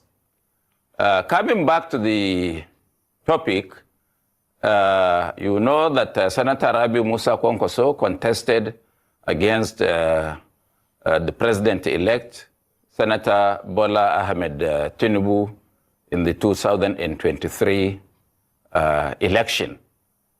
You said we came forth. Of course we did, because of the circumstance of the time. However, I thought journalists will be reading correctly into situations. After the contest, we are one party that did not go to court, even though we are the only people who have credible reason to go to court, that in itself speaks volumes and can be interpreted in several ways. The actual situation is that meetings of such nature, or even the issue of unity government that you had mentioned, even though I wouldn't know the details, is not something that is new to Nigerian politics. It happened in the First Republic between the NCNC and the MPC, that is the Dr. Azikwe's party and Sir Ahmad Bello's party. Later, there was also a unity government that was formed between the NPC and the NNDP, led by Chief Samuel Akintola of Western Region. Of course, it is also a record that during the government of Alhaji Shehu Shagari, the NPP, led by Dr. Nnamdi Azikiwe, also had a working agreement with the government of the NPN, where Chief Izioke was made the speaker, while Dr. Joseph Wes was the president of the Senate. And also, it should be remembered that it's history that is repeating itself. And this is why there is need for people like us to appear on such program, such that we educate the young people to know the history of their country, the development of their country. If any of you could remember, in 1979, when elections were held, and Alhaji Shehu Shagari scored the highest number of votes and had spread in 12 states out of 19. And that was contested. If you could remember, Professor Ogunjobi of blessed memory had to go to the tribunal with a large board trying to show why 12 2/3 as proposed by Chief Richard Akinjide was not what to be. And also, during that time, Dr. Nnamdi Azikiwe, Chief Obafemi Awolowo, and Alhaji Waziri Ibrahim, all of blessed memory, had to take a charter plane to Kano to meet Malang Aminu Kano, the leader of the PRP, also of blessed memory, to try to convince him to join the trio so that together they will torpedo the success of Alhaji Shehu Shagari. It is on record that time that Malang Aminu Kano refused to see them when they were even at his Mumbai house.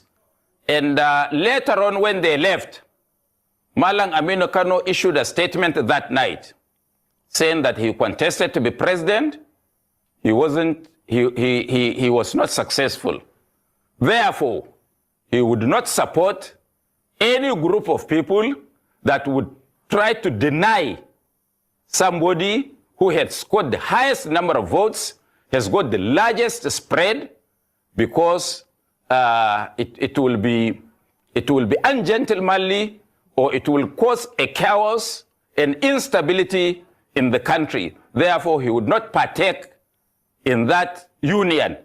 That was how, when Dr. Nnamdi Azikiwe came back to Lagos, he went into negotiations with Alhaji Shehu Shagari, and he became that alliance between NPP and NPN took place. So also now, the heir apparent of Malam Aminu Kano in the radical northern politics is Senator Rabiu Kwankwaso. And the same group of people, Obi may be representing Dr. Nnamdi Azikiwe, and maybe Atiku representing Alhaji Waziri Ibrahim, are ganging up against this government. our major interest in all this is the stability of Nigeria. The second issue is that everything Nigerian have to be sorted out on the table rather than through an, I don't know what kind of word I will use, but if that meeting of the two leaders, as we envisage, will assist to move Nigeria forward, so be it. However, details of what they had done, we will wait to see until Senator Rabiu Kwankwaso arrives in Nigeria and he briefs members of his inner caucus, brief his party, then we would be in a better position to speak. However, even if that happens, I would suggest that they would rather allow those that are purported or were said to have warned him to make the statement first rather than us. Thank you, Tope. Well, thank you very much for that, Alhaji Galadima. Now, you said something earlier. You said that the NNPP is the only party that has credible reasons to go to court, yet you have refused to do so. So is it because your party had envisaged that there would be some sort of compensation, or does it lend credence to speculations that the NNPP had only been in the race to divide the votes of the PDP? Not correct. Not correct. We were first, we have to place on record that it is the PDP that has expelled both Senator Rabiu Kwankwaso and myself. So we wouldn't have been in a race just to stop them from becoming, from winning an election. But you also know that even going to court entails a lot of resources, which we didn't have. Our performance was measured only on our credibility rather than the deep pocket we had. For you, for anybody to go to court and challenge the presidential election, that person have to cough not less than 5 billion naira. We don't have that kind of money to do that. And the truth of the matter is that if you use your common sense, since the beginning of Nigeria, I don't think there was any time that successfully litigants at the national level have challenged the president and got reprieve. And we are students of history. We don't need to waste our resources when we know that even if we are there, the likelihood of success is near zero. Okay, so in the event that Dr. Kwankwaso agrees to work with the president-elect during his administration, I'm wondering what then becomes of the NNPP as an opposition party. Should we be expecting a wave of defection to the ruling party? We cannot speculate on that. And let me tell you, that is why, as a journalist, you have to do some research. When NCNC worked with the NPC, they didn't lose their identity. When NPN worked with the NPP, NPP didn't lose its identity. When NNDP worked with the NPC, they didn't lose their identity.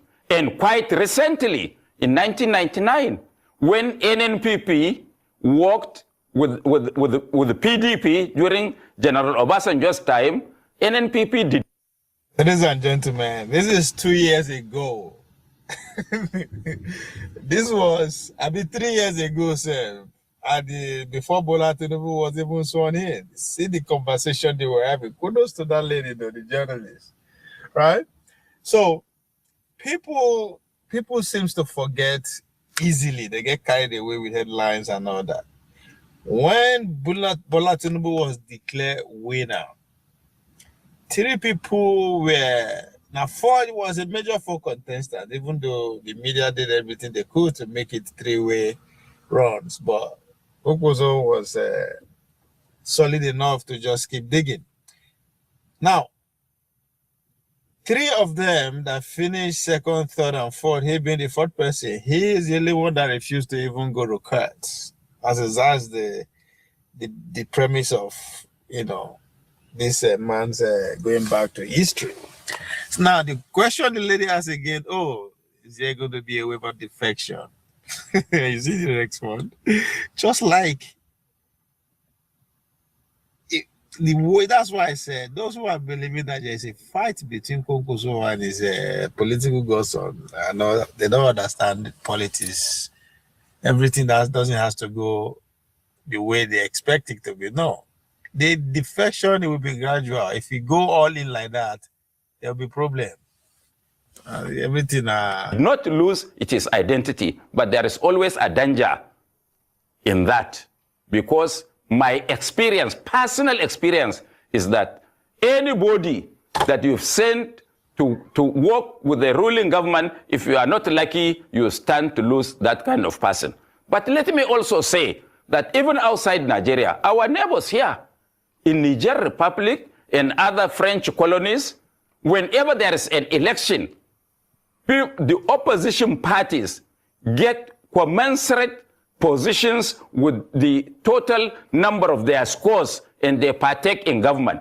And when their party needs them to resign, has always been an evidence that they resign in mass from the ruling government. So we wouldn't know what was the discussion. Was it personal? Was it official? Was it about working together? Was it about alliance? Was it about margin? Nobody knows until the details are out for us to know. The details are still not so out. while we are waiting that detail, I would like to take us back to the campaign period and the election itself. Now, part of the criticisms that the NNPP faced at that time was that the party was largely a regional party, and some people believe that the results also reflected that. So I'm wondering what plans are in place, to give the NNPP a national appeal. Well, the truth of the matter is that people saw who was the most popular candidate. People saw who is the person with a plan, with a blueprint for Nigeria. People know that who among all the candidates who had the pedigree of performance while in public office. People also know that Senator Rabiu Kwankwaso was the most educated and a man of integrity is on record. So, and the mere fact that you know more than anybody, Tope, that this election was not about performance, was not about integrity, was not about what you had done before. It is about how much money you have in your pocket. All the others, you know that better than anybody. And therefore, they compromised our structure. They compromised our candidates to get us to where we are. And because we started late, it's a new party that we took over.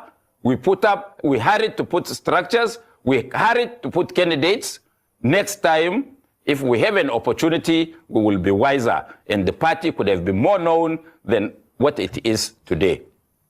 Now, you once stated that your only regret in this country is that President Buhari has left Nigerian polity bedeviled by religious and monetization issues, which is even worse than rigging.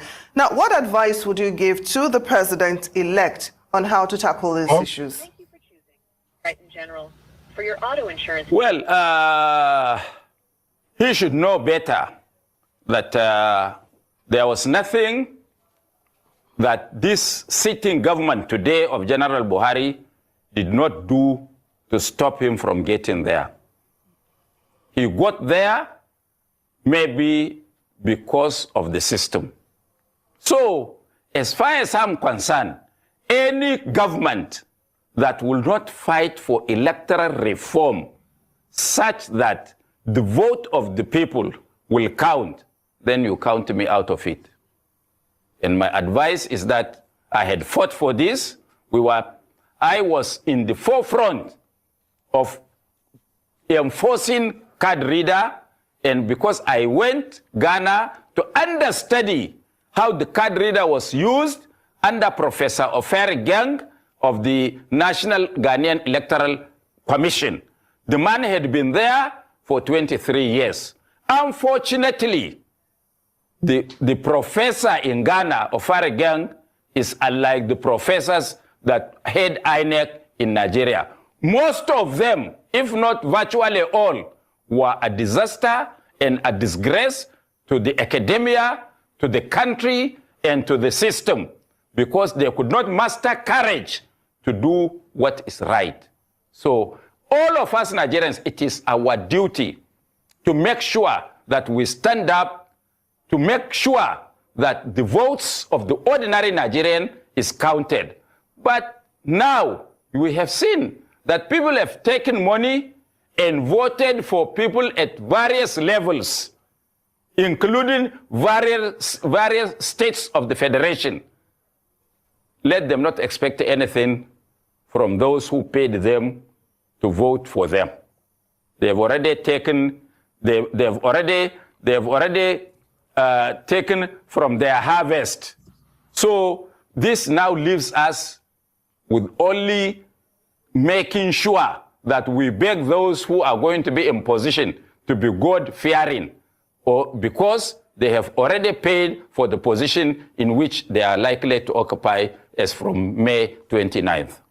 Well, I'm still talking about electoral reforms. Some people are of the opinion that our electoral laws should be further amended. For instance, to impose sanctions, on INEC officials who misbehave during elections, and also there should be no swearing in until all election disputes have been resolved. What's your take on this? Well, first, Tope, I want to acknowledge the fact that you are not a politician, therefore you don't understand. I was one of those that is very critical of the eulogized Uwais report. Because, for example, Uwais wanted to even divide INEC into two, one to conduct the election, one to register and look after political parties. And Uwais thought of establishing an electoral court where people will be taken and prosecuted, forgetting the fact that Uwais himself was not a politician and he doesn't understand. When laws are made, it is not made for all of us. It is made for only for the people on the other side. Have you ever heard that the electoral empire had ever prosecuted a government person and all the rigging, all the violence are perpetrated by those in power? Have they ever done that? All the laws are only targeted at the opposition. That is the issue. So, when people say, oh, let's do this, let's do that. No. Now, we are going to court now. Some presidential candidates, about 5 or 6 of them, have taken this incoming administration to court. I want to assure you that the courts will not enforce the exhibits to be brought and evaluated before it. So how do you get justice? For me, all these elections can be conducted in one day. I have advocated that in the last 23, 4 years, because it was done before. On that day, everybody would be to himself and God for us all. So there would be no opportunity for anybody to assist another person, because everybody is fighting for himself on that day. And when the results are tabled, you would know that the presidential ballot cannot be more than 5% more than the votes for the governor or for the Senate put together or for the House of Rep put together, plus or minus. From there, the courts can judge. There is no need for us to go to court and use primordial procedures of I serve you for 21 days, you have 20 days or 2 weeks to reply. When there was an election in Kenya, the Supreme Court sat and took decision because the Supreme Court or judges of the courts are also Nigerians. If there is rigging, they know. If there is no rigging, they don't know. But the problem with our judicial system is that all the judges and all the lawyers are not looking for facts and truth of issues in the litigation. Rather, all of them are looking for the slightest opportunity to find fault such that they dismiss whatever is there. So we have to amend these laws in such a manner that let the system look for the truth, let the system look for justice and not technicalities. Well, thank you very much. All the elections must be done in 1 day. When you do the elections in 1 day, you can also afford to dispose of the judicial infractions within 6 months. Okay, so Alhaji Galadima, another issue that is making headlines and was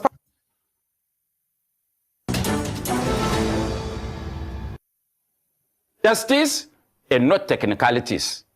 Well, thank you very much. All the elections must be done in 1 day. When you do the elections in 1 day, you can also afford to dispose of the judicial infractions within 6 months.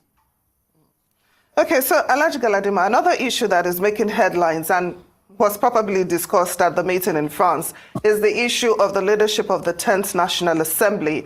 I'd like to know your thoughts on the APC's zoning formula and anointing of candidates and its impact on the independence. What likely impact is it likely to have on the independence of the legislature? Tope, you know without doubt that I'm a Democrat. I don't believe that because somebody is president, he's more intelligent than me. I don't believe so.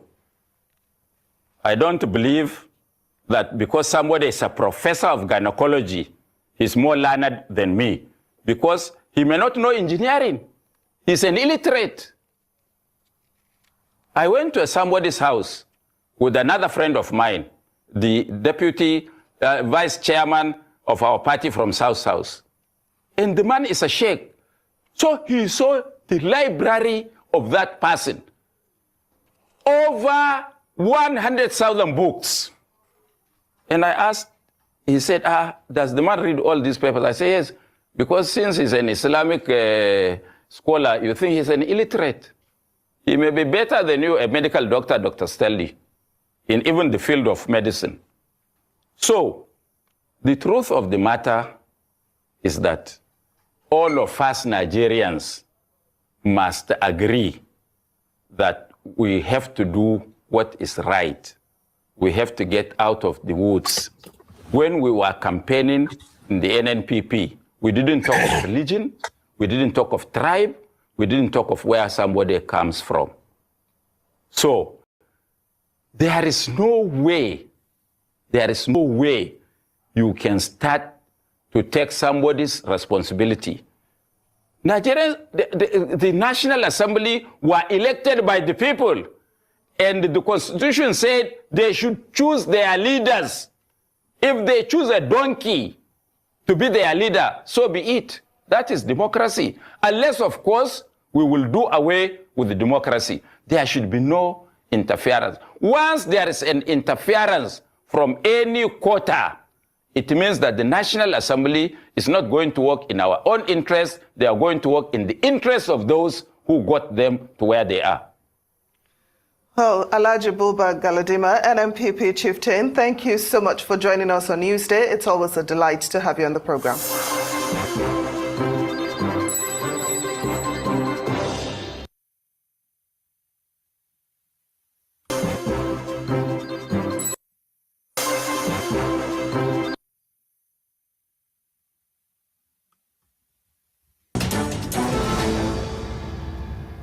He's an eminent politician, a social reformer, and a symbol of the ambitions of his millions of followers. And in the last few years in particular, having served as governor of Kano State for 2 terms, as well as defense minister, senator, and most recently presidential candidate of his NNPP party, Rabiu Kwankwaso has lately turned his attention to fighting for equality and educational reforms. During his time as governor, he built schools and invested in teachers, though the UN says the state he governed, Kano, still has one of the highest numbers of out-of-school children in Nigeria. But recently he's faced corruption allegations, which he denies, saying they are politically motivated. And he's been locked in an epic battle with his political godson, Abdullahi Ganduje, who succeeded him as governor of Kano State. Today, even though both are now former governors, the political score settling continues, manifesting most recently in the royal feud that's erupted inside the Emirate of Kano, a feud that, as one analyst put it, threatens not just to clip the wings of its revered emirs, who've held positions of significant influence for more than 1,000 years, but possibly remove their entire royal plumage. But now, with Dr. Kwankwaso back in political control of Kano, with his party, the NNPP, running the state, he seems to have gained the upper hand in that vigorous scuffle for supremacy, for now. Well, for more on all this, I'm suitably delighted to say that the presidential candidate of the new Nigeria People's Party, Senator Rabiu Kwankwaso, joins me now in the studio. Very honored to have you here. Thank you very much. Thank you very much indeed for coming in. And congratulations. I understand you've got a new logo and it captures your values for Nigeria's development, and the image on it is an educational one, and the idea is that without education and knowledge, you can't build a viable society. Thank you very much, Charles, for having me. And let me start by thanking Almighty God for giving us this opportunity, especially today, the 12th of July, 2024. Today, we were able to launch our amended constitution, our colors, our logo, and our flag, which we believe is the best for the party. And I'm sure our supporters across the country will be very happy. You see, everybody knows that we joined this party just before election, 2023 election. And the logo then was a basket of fruits, and we didn't know that we had some issues until during the election, and all of us went to the polls believing that we could identify our logo. Unfortunately, even I could not easily identify the logo, and that created a lot of problems for our voters across the country. In fact, I'm aware that so many of our gubernatorial candidates went to court, and many of them settled out of court. And many people thought we would go to court also at national level, but we decided not to. And meeting between our party leadership and leadership of INEC, they resolved that it was necessary for us to change that logo because of difficulty in color separation. And that was how it started. At the end of the day, the party sat down, of course, in consultation with us, and came up with a brand new logo, which we believe will satisfy all our requirements, both during the campaigns and, of course, during the election. So today we are able to launch it. And our supporters came from across the country and even beyond to witness the occasion. And we are so happy about it. And we'll continue to strengthen the party to ensure our success in 2027 election. Well, as I said, congratulations. And is that sense of national renewal through merit-based education? Because I know you've been very big on education. Is that manifesting in Kano, the state that your party now controls? If so, how so? Yes, the logo, as we have seen, is red. It's a circular logo. We have red at the top, red at the bottom, at the center we have white. And right inside the white we have a book, and by the side is written Education for All. And of course on top of it we have an academic or graduation cap. Well, the idea of putting education is certainly to reflect our beliefs in NNPP, in Kwankwaso, in our governments that we participated, and so on and so forth. And we believe education is key. And for us, if you ask us of a priority, number 1, 2, and 3 are all education. At the center, as you can see, we have the white, which is peace. We believe there must be peace for progress, there must be peace for agriculture, and there must be peace even for education itself. The red symbolizes the struggle over the years, right from the days of our leader, late Malam Amin Kano. We believe in supporting the masses. We are very lucky, we had opportunity, especially during this dispensation, where I was governor for 8 years.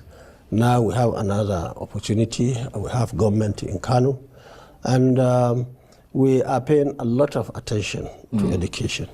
In fact, just recently, the state governor was able to launch a program that will ensure that every child will have an opportunity to go to school, right from primary to secondary, even to tertiary education. So they are building so many schools, so many classes, so many offices, and all other facilities. They are employing many teachers to ensure that every child was able to go to school.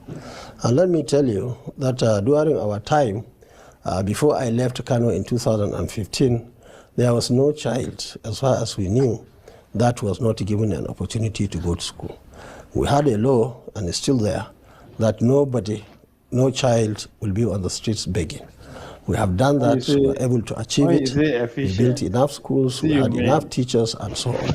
Unfortunately, when we left, of course, there were issues.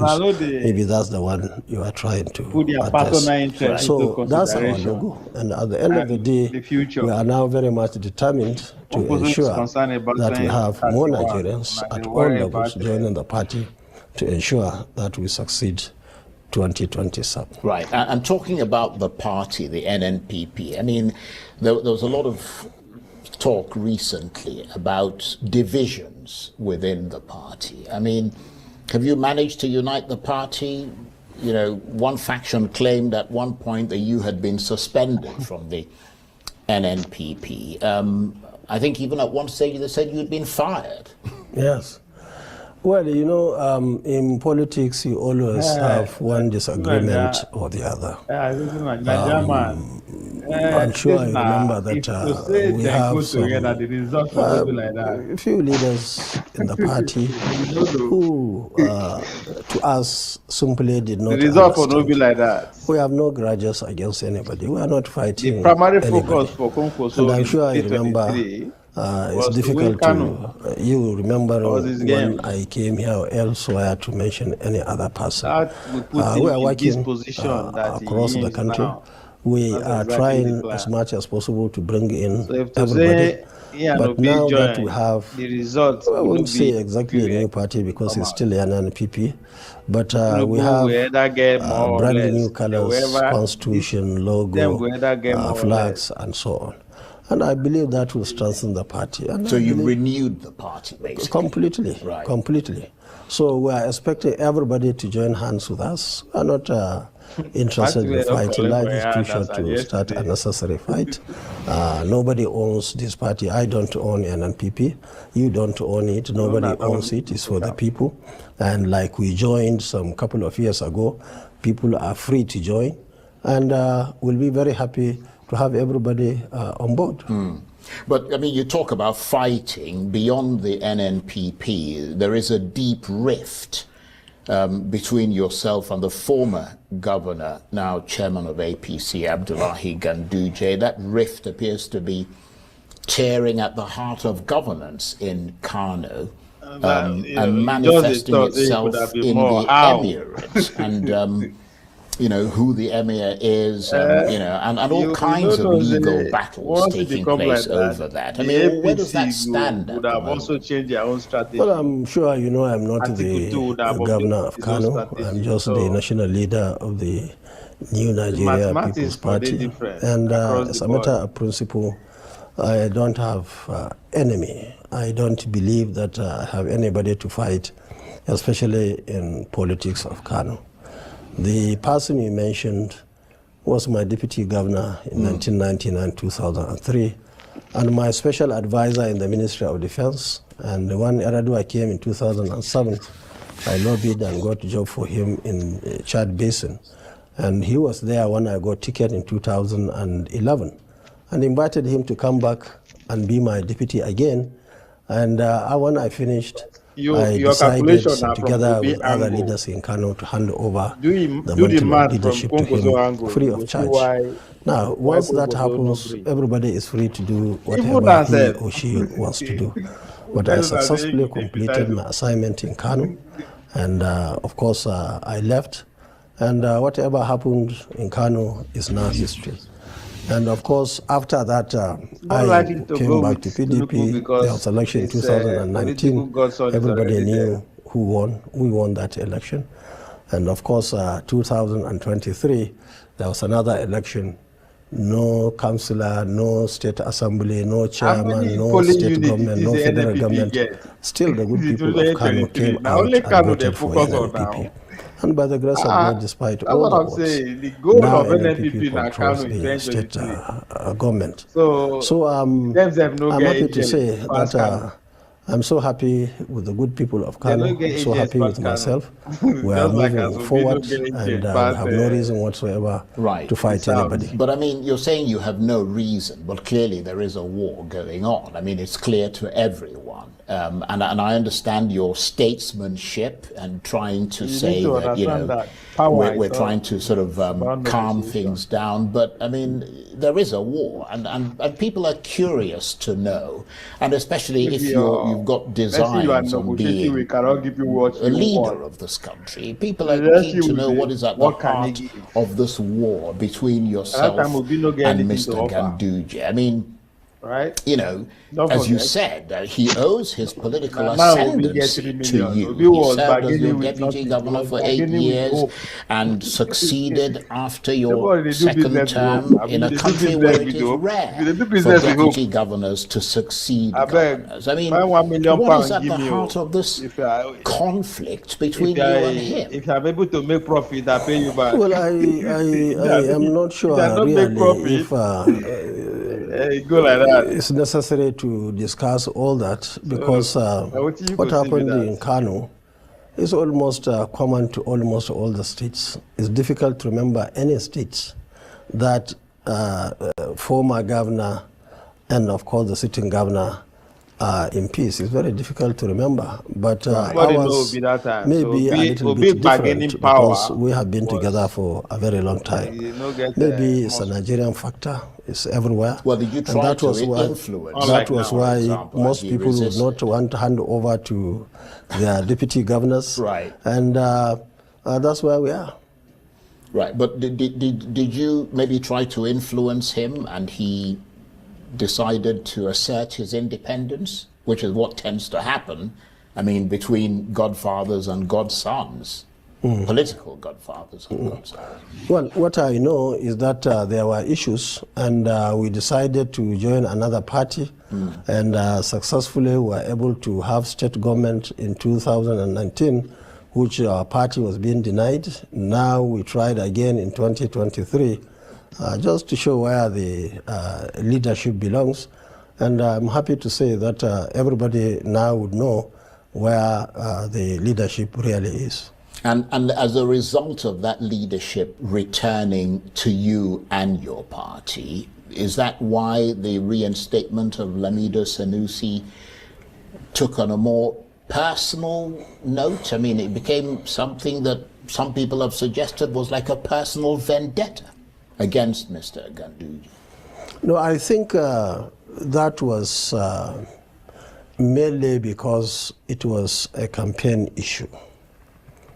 Sanusi, Lamido Sanusi, that's Sanusi II, was installed by our administration in 2014.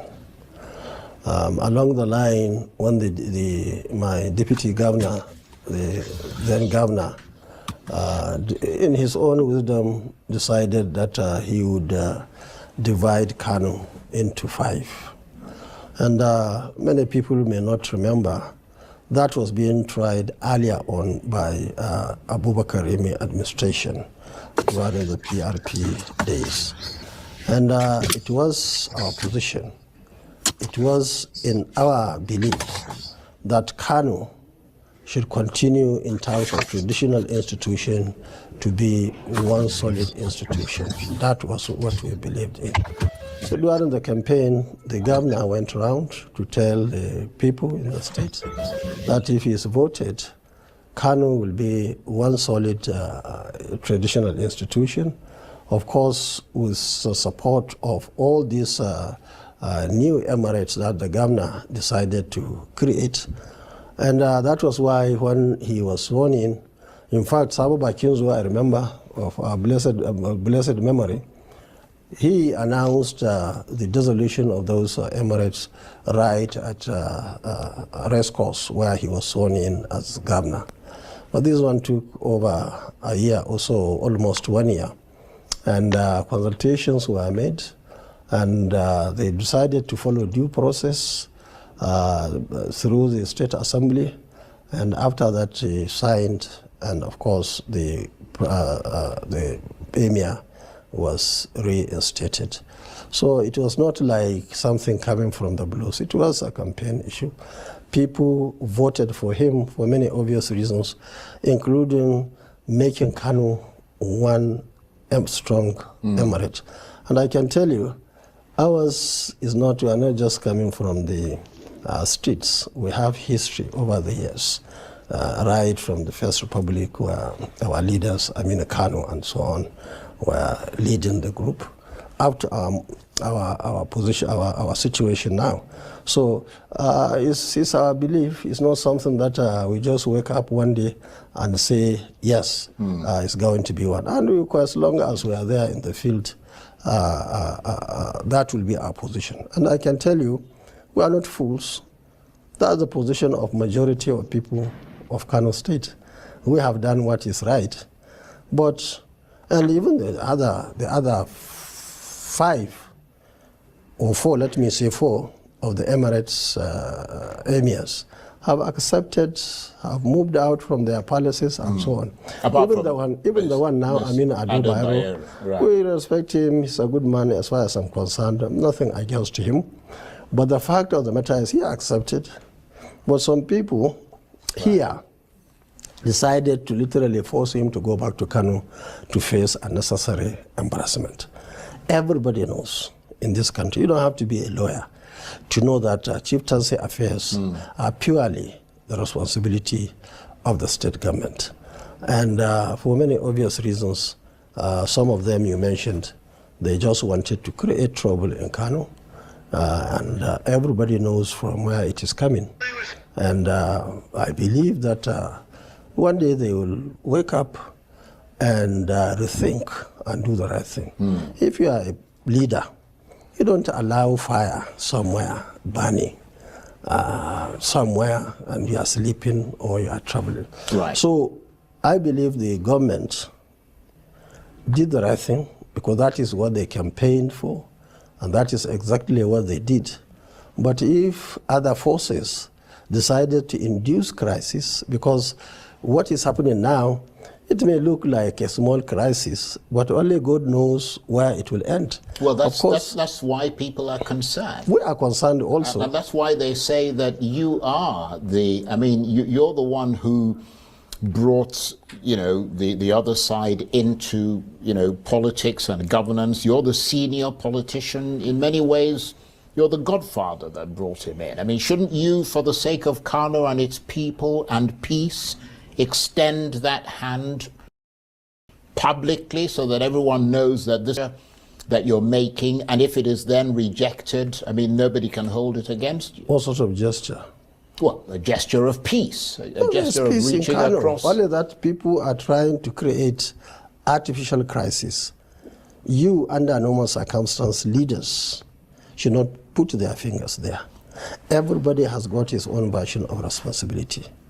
And once you go to the outside the bracket of that responsibility, then it becomes a huge problem. But I understand that your protege, Governor Abba Yusuf, who is the current governor of Kano State, has been targeting buildings allegedly owned by Mr. Ganduje and his associates and demolishing them. Is that a fact? I mean, that's obviously bound to be provocative. Now, let me tell you, and through you tell the people of Kano, and even Nigerians in general, it is in our belief that as long as we are in politics, as long as we are alive, we will never allow anybody to go and build in schools, to go and build in hospitals, in other government places.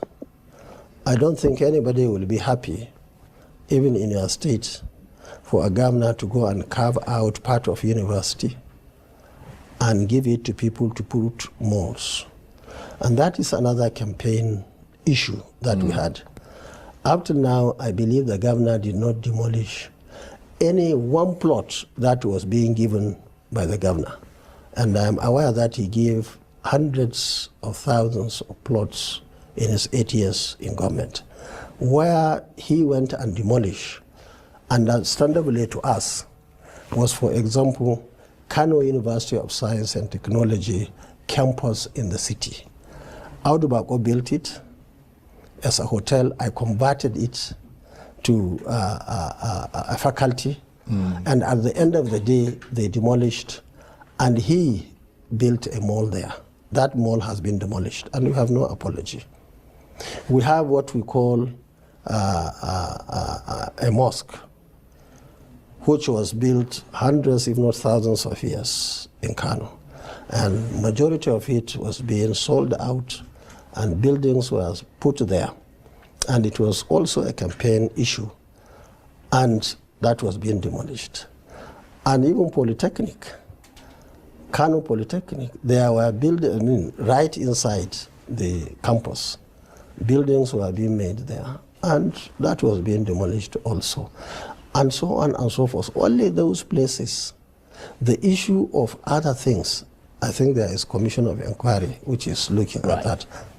Okay, well, let's let that rest for the moment and let's look forward. I mean, are you looking towards 2027, and do you intend to run for president again, or would you be prepared to throw your considerable political weight and support behind someone else in that race?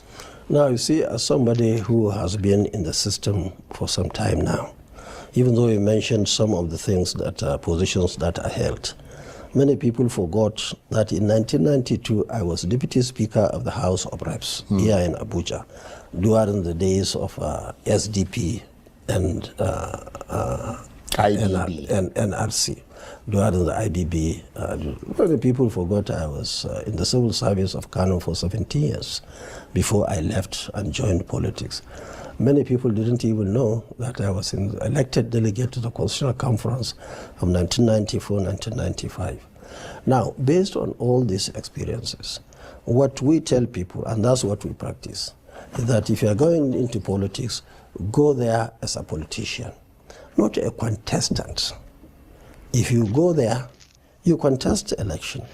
When you are being selected or elected by the people in your party.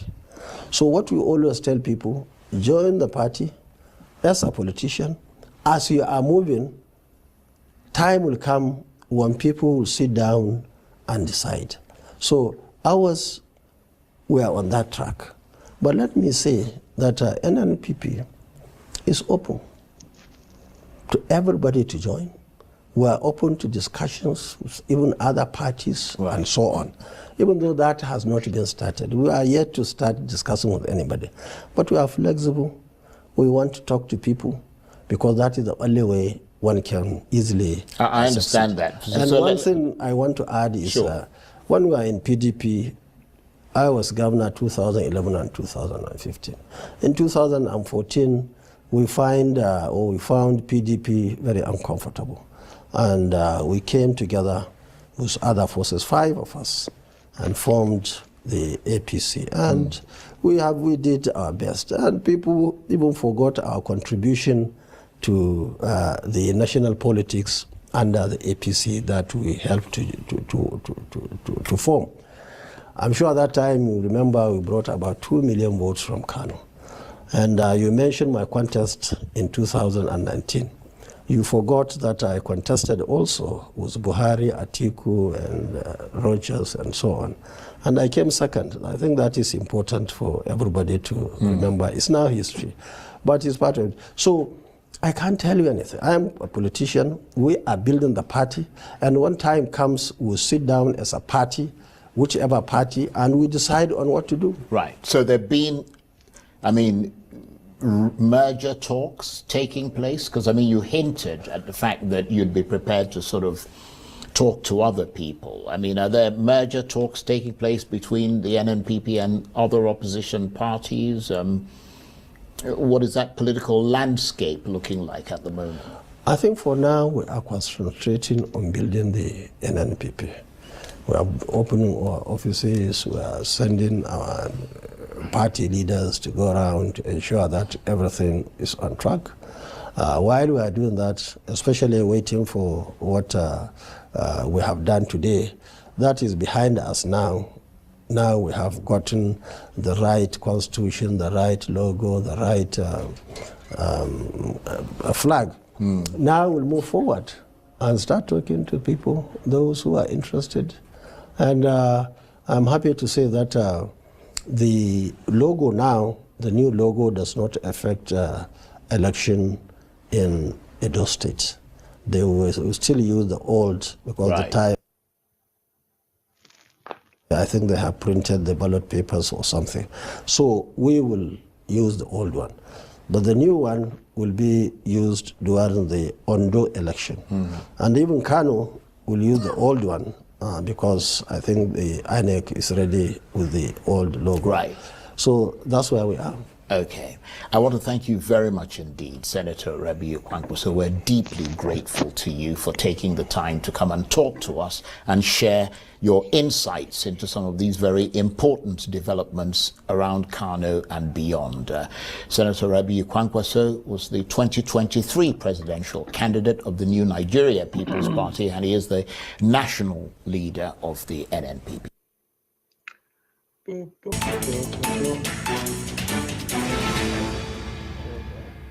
The Kano State High Court has affirmed the suspension of Abdullahi Ganduje from the All Progressives Congress APC. Granting an ex parte order, the court restrained Ganduje, APC national chairman, from presenting himself as a member of the party. Alhaji Ganduje was suspended over alleged fraud by executives in Dawakin Ward under Tofa local government area of Kano State.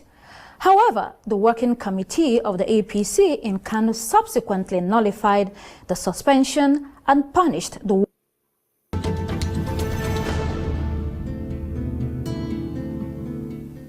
So, Kano is in the throes of a political defection that cuts deep. Governor Abba Yusuf, the man Rabiu Kwankwaso handpicked, sold to voters and installed as the NNPP's biggest government prize, has now walked straight into the APC and publicly aligned himself with Abdullahi Ganduje, Dr. Kwankwaso's longtime rival and political antagonist. In Kano's political grammar, this isn't pragmatism, it's rupture. It's the protege choosing shelter over loyalty, power over pedigree, survival over structure. And the timing is everything. With 2027 already casting a long shadow, this move reads less like ideology and more like insurance. A governor betting that the APC machine matters more than the movement that brought him to power. So tonight the question isn't whether Abba Yusuf defected, it's what he defected from. A political family, a national ambition, or a man whose grip on Kano may be slipping. And in choosing Ganduje over Kwankwaso, has Abba Yusuf secured his future or signed his political divorce papers? And how much is all this an early warning of a gathering storm in Kano ahead of 2027? Well, for more on this, I'm suitably delighted to say that I'm joined now in the studio by the Secretary of the Board of Trustees of the NNPP, Engineer Buba Galadima, who is an ally of Senator Rabiu Kwankwaso. Thank you very much. The way you looked at me there, you looked despairingly at me. Like, what on earth is he talking about? But somebody said that finding Buba Galadima, you'd have to go on a manhunt if you want to get him on television. And I can certainly say that we went on a manhunt. Definitely. Fortunately, we looked at the right place, and there you were. Thank you very much. Thank you very much indeed for coming in. So Governor Yusuf has now defected. Did he do so in the interest of the people of Kano State or in his own interest? What is your assessment? His own personal interest, not Kano. Right. So do you see Governor Yusuf's move to the ABC as a betrayal of Dr. Kwankwaso or a survival decision forced by political reality, something you're well familiar with, because you yourself have moved from one camp to the other? No. Over time. Had Governor Yusuf moved from NNPP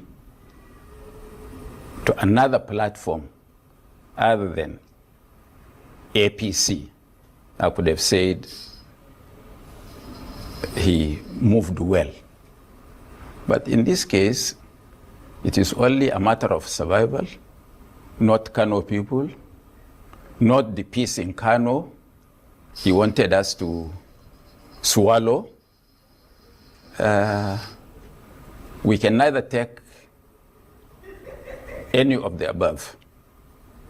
As you know, I wish in the course of this our discussion, you would give me 3 minutes to read a piece sent for me from US just now by Dr. Naoke Ufere, PhD. Well, you can summarize it for us, because 3 minutes is a long time to read something. We have not yet arrived there. We have to start that in the middle of the conversation, so that people would know how other people outside Kano, Nigeria, think of this betrayal. And I want to say with clarity that this betrayal is the third in the history of the whole world. One, by Judas against Jesus. First betrayal. This is really funny. Nabi Isa alayhi salam. The second was Brutus against the Caesars. Now the third one that ought to go to the World Guinness Book of Records is the one just announced by Governor Abba Yusuf of Kano. But some analysts say that is why our leader had asked that the world should declare the 23rd of January. Every 23rd of January, the world's greatest betrayal day.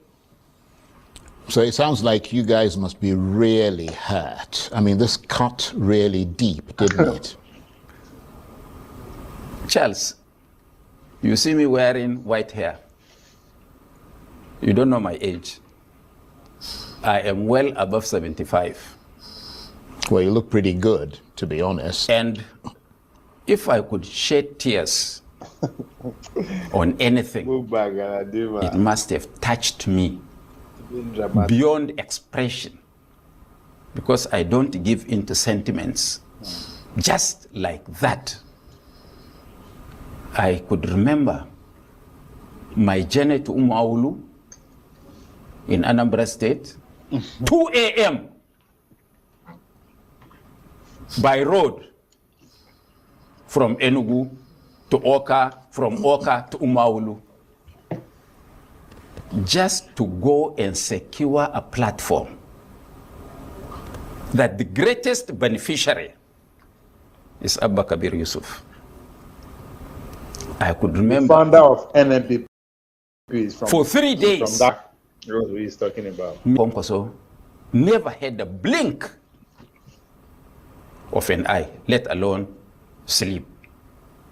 And there is nothing under the sun we didn't do for Abba to prevail. And he did prevail. And the way he prevailed, unknown to many Nigerians, was the man who took our victory in 2019 and gave it to Ganduje, General Buhari, was the architect of making Abba Yusuf the governor of Kano. That's an the interesting world needs angle. to know. That's an interesting angle. Yes. No, because Abba Yusuf had left to God, the house of God, and went to the house of President Tinubu. He left to God for a human being. It was Ganduje using his own words and abused Buhari. Describe Tinubu. Say he left God to Tinubu house. He would have said he left God house to the devil's house or some can't weird name like that, but he refused to use that. I should tell you a lot of what to come. Even though he took our victory and gave him in 2019, he called him Habuna Habu. Do you know the meaning of Habuna Habu? No, I don't. It was a song sung by the famous Hausa musician Alhaji Muhammad Shatta of Katsina. Mama Shatta. Habuna Abu was an outstanding drunkard who will go to the bar, drink, walk on the streets naked, or sleep on the streets, or sleep under the tree. Then there was no overhead bridge. That was Habuna Habu. Ganduje called General Muhammadu Buhari without mentioning his name. And Buhari felt bitter. When we won election and they wanted to take it, Magaji Bichi, the former DSS director, if he fears God, he can narrate the story. And when he writes his memo, he needs to put that. Buhari put down his feet and said, that boy won election in 2019. We took it away. Now he won. Give him his victory. You see how God works. Right. Charles, don't interrupt me there because that's what you intend to do. No, but we can't. It's not a monologue. You called me for a purpose. Yes. You wanted we didn't call you for a monologue. We called you for a dialogue. No, it's not a monologue. Well, I mean, if you're talking by yourself, then it clearly everybody is interested in this story. We'll finish that somebody the story, for once, but make especially it brief. Buba Galadima, can talk good of Buhari. They took us to court. The tribunal came to give judgment in our favor. I want to tell the world today. They abducted them, brought them to Abuja, and they were given a written judgment. They said we lost. We went to Court of Appeal. The Court of Appeal was intimidated to give judgment to Gauna. We all know, and we know all the dramatic personnel in this matter. We went to Supreme Court. God, in his infinite wisdom, 3 judges out of the panel of 5 said they will never cause a bloodbath in Kano. I don't want to mention their names. That this boy was on record to have won his election in 2019. And it was taken away from him by force, and the judiciary didn't help him. This time, there could not be alibi to injustice. So Abba Yusuf was made the governor of Kano through the processes of court and through the assistance of Buhari. Meaning that God was at work. Now they were telling people that they called, that even if we win election, the APC will take it. So why don't we join them? Meaning that he has forsaken God and the inability of God to do justice. And he thought APC and President Tinubu will announce him. Even if he wins an election, it is a temporary victory. God will visit him. Well, all victories on earth are temporary because they eventually end, whatever the circumstances are. But let me ask you this, because some analysts say Abba Yusuf has liberated himself from the overbearing influence of Dr. Kwankwaso. I think it was actually my colleague, Dr. Ruben Abati, who said that this morning. What's your reaction to that? Well, Kwankwaso didn't partake in his government. 3 months into his tenure, he abandoned Kwankwaso and caused his media handlers to paint Kwankwaso in black paint. But we decided not to say a word for a simple reason.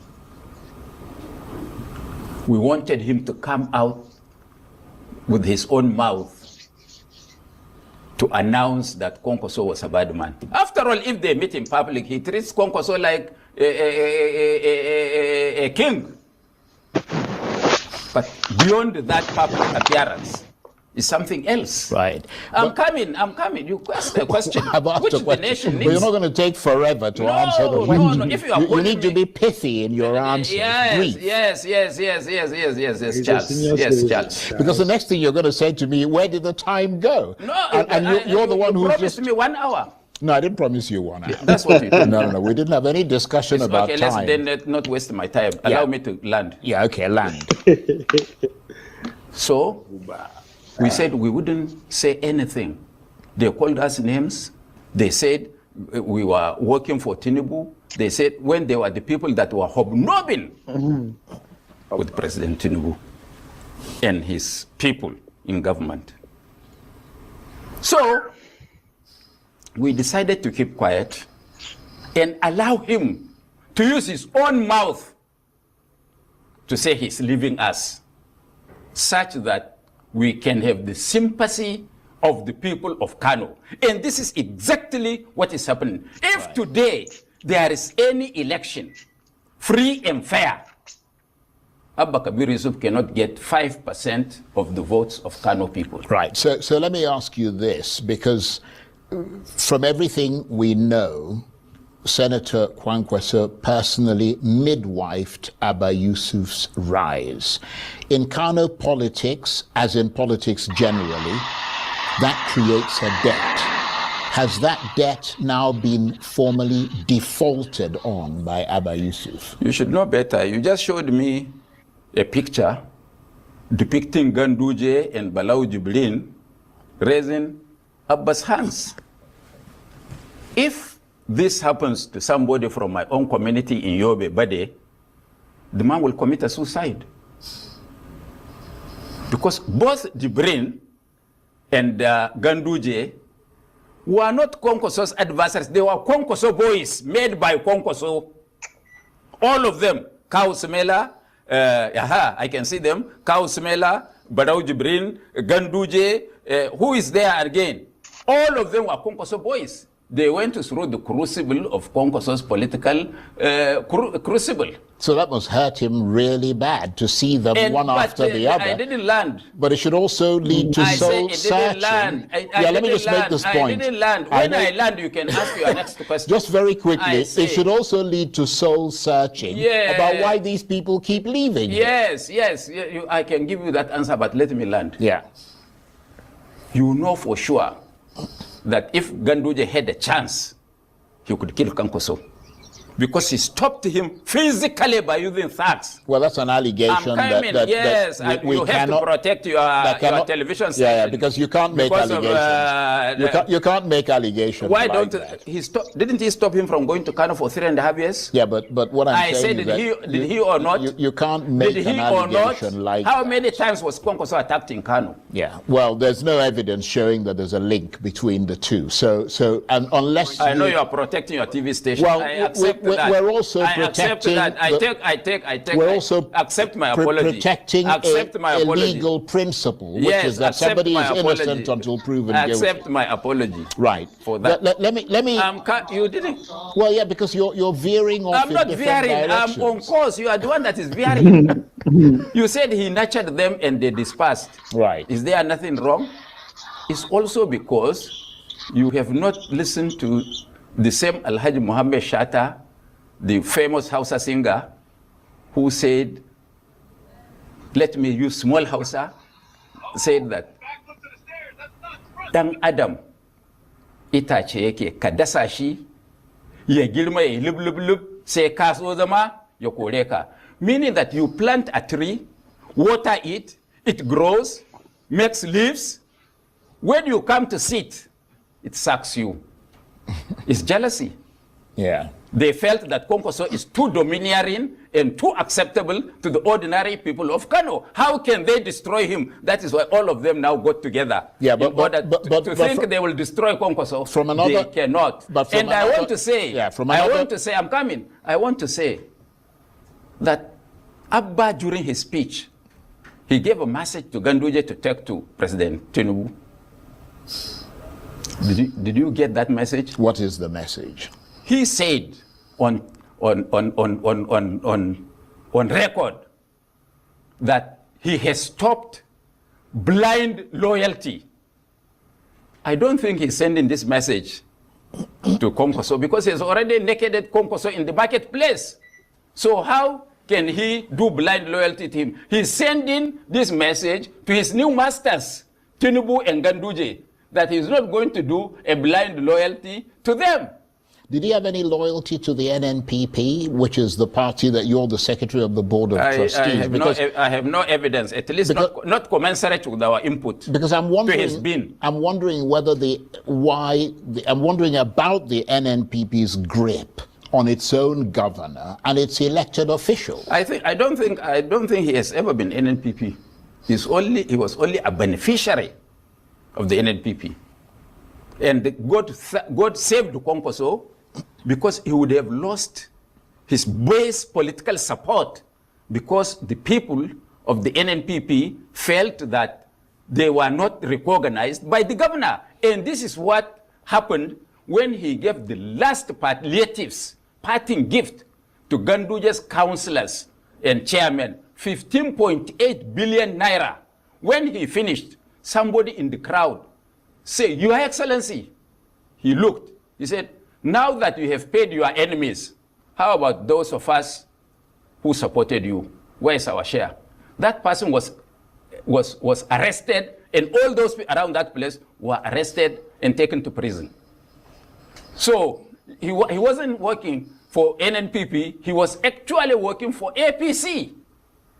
Yeah, let me ask you this, because we're running out of time and I'm getting worried, because I know you get really difficult when time is running out. But why do you think he chose former Governor Abdullahi Ganduje, who you could say is the face of everything the Kwankwaso movement opposed? And in that regard, looking at the elephant in the room, what does it mean for Dr. Kwankwaso that his former rival, Abdullahi Ganduje, is now the one offering Abba Yusuf political shelter?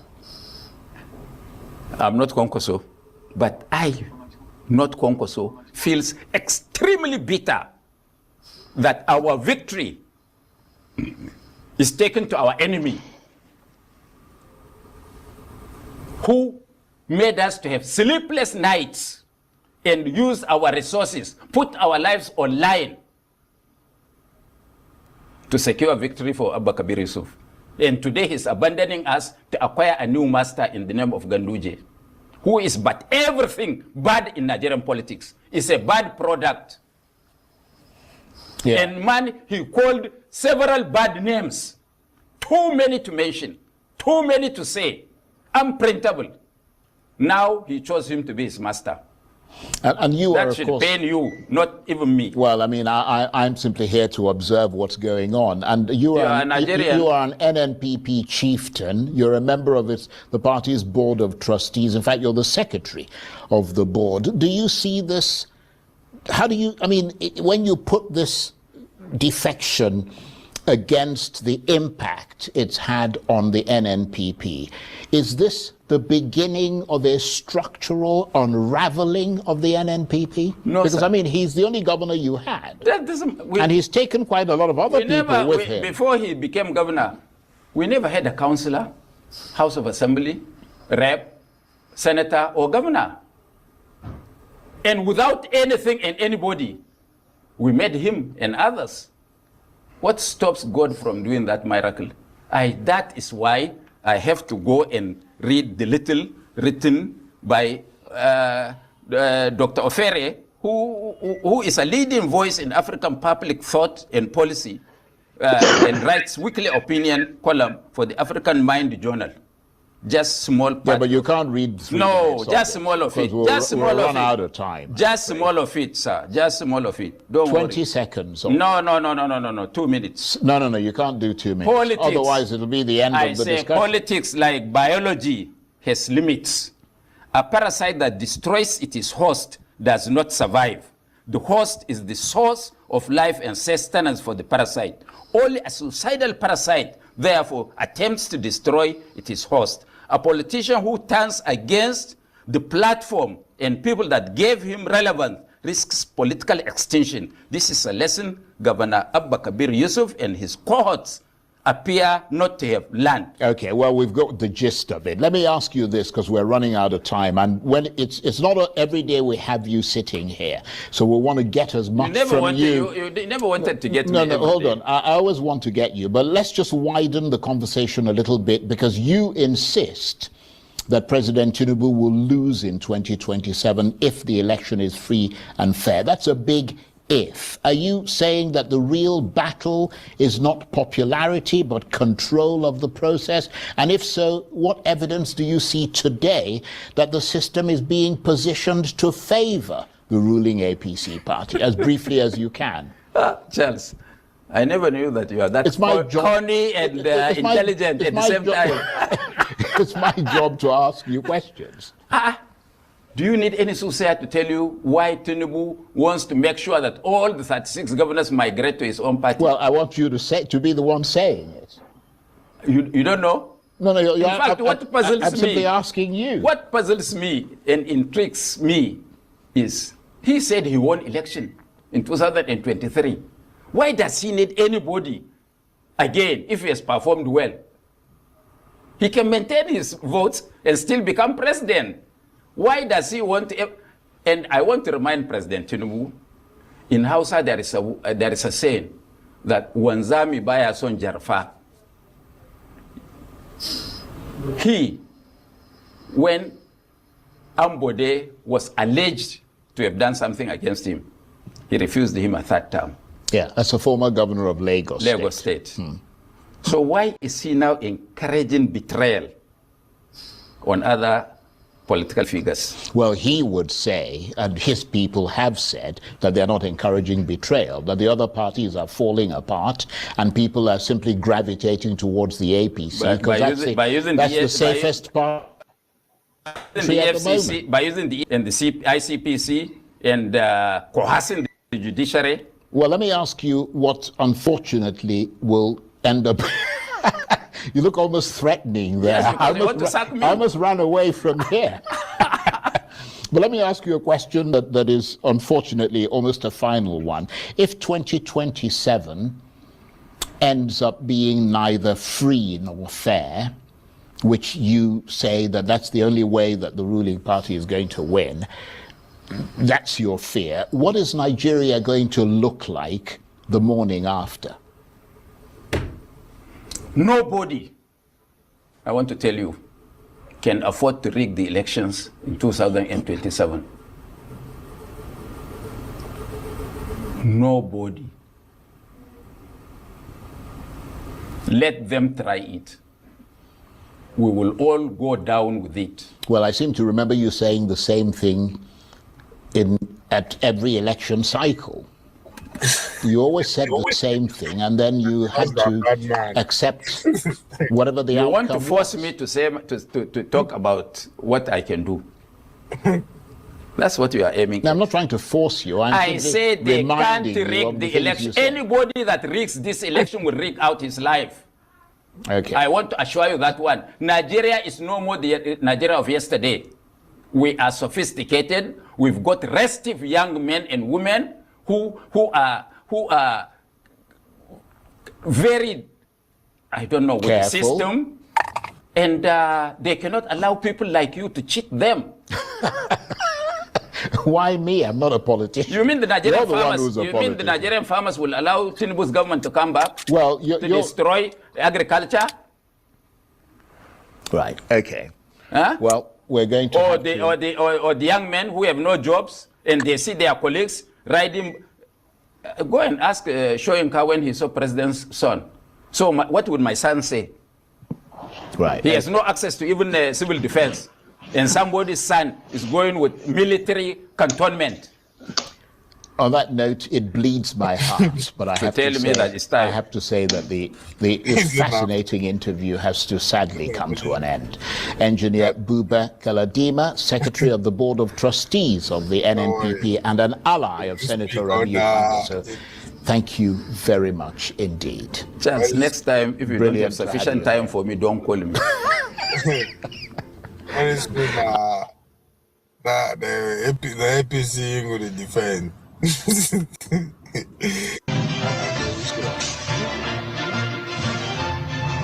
So let's get the conversation. Let's move it forward. I'm being joined by one of the most senior, experienced federal lawmakers in the National Assembly, a former House Majority Leader, and one of the senators who opposed the position has been publicly published as a position of the Senate. Is Senator Abdulingi, and his live for us here is the Senator representing Bauchi State in the National Assembly. Senator, thank you so much indeed for your time tonight. Yes, thank you for having me. It's a pleasure. Thank you so much indeed. Yeah. You and your colleagues, about 17 or so of you, came out after plenary on last Wednesday, is it, or Thursday. The House of Party through third reading, but you envisaged that there was something wrong. Did you envisage that this kind of agitation will follow?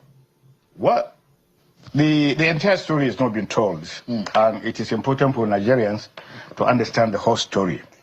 This is a process. As a member of the Electoral Committee, this is a process that started almost 2 years ago. And it was this same Apabio and Tajuddin that provided funding and the roadmap for all these exercises. The Apabio and the Speaker provide us funding to visit all the 6 geopolitical zones and spend at least 7 days there collecting results. And then we came back to Abuja, had a retreat in everything that we collected. For 3 weeks, we were studying all the submissions. We went to Lagos to finalize this arrangement. And in every step we have taken, INEC is involved, civil organizations are involved, international civil liberties are involved, Nigerian bar associations are involved, women groups are involved. And the issue of that e-transmission was an issue that is bipartisan in nature. You have submissions from Lagos, APC, agreed. We have submission from Delta, agreed. We have submission from Ikiti, agreed. We have submission from Kano, from Katsina, from Bauchi, from Maiduguri, from Adamawa, all in totality, agreeing with the e-transmission real time. Is it in the plenary? No.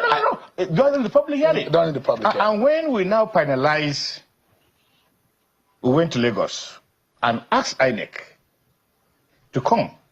In every proceedings after the public hearing, INEC had representation there in every matter. And we visited every location in this country.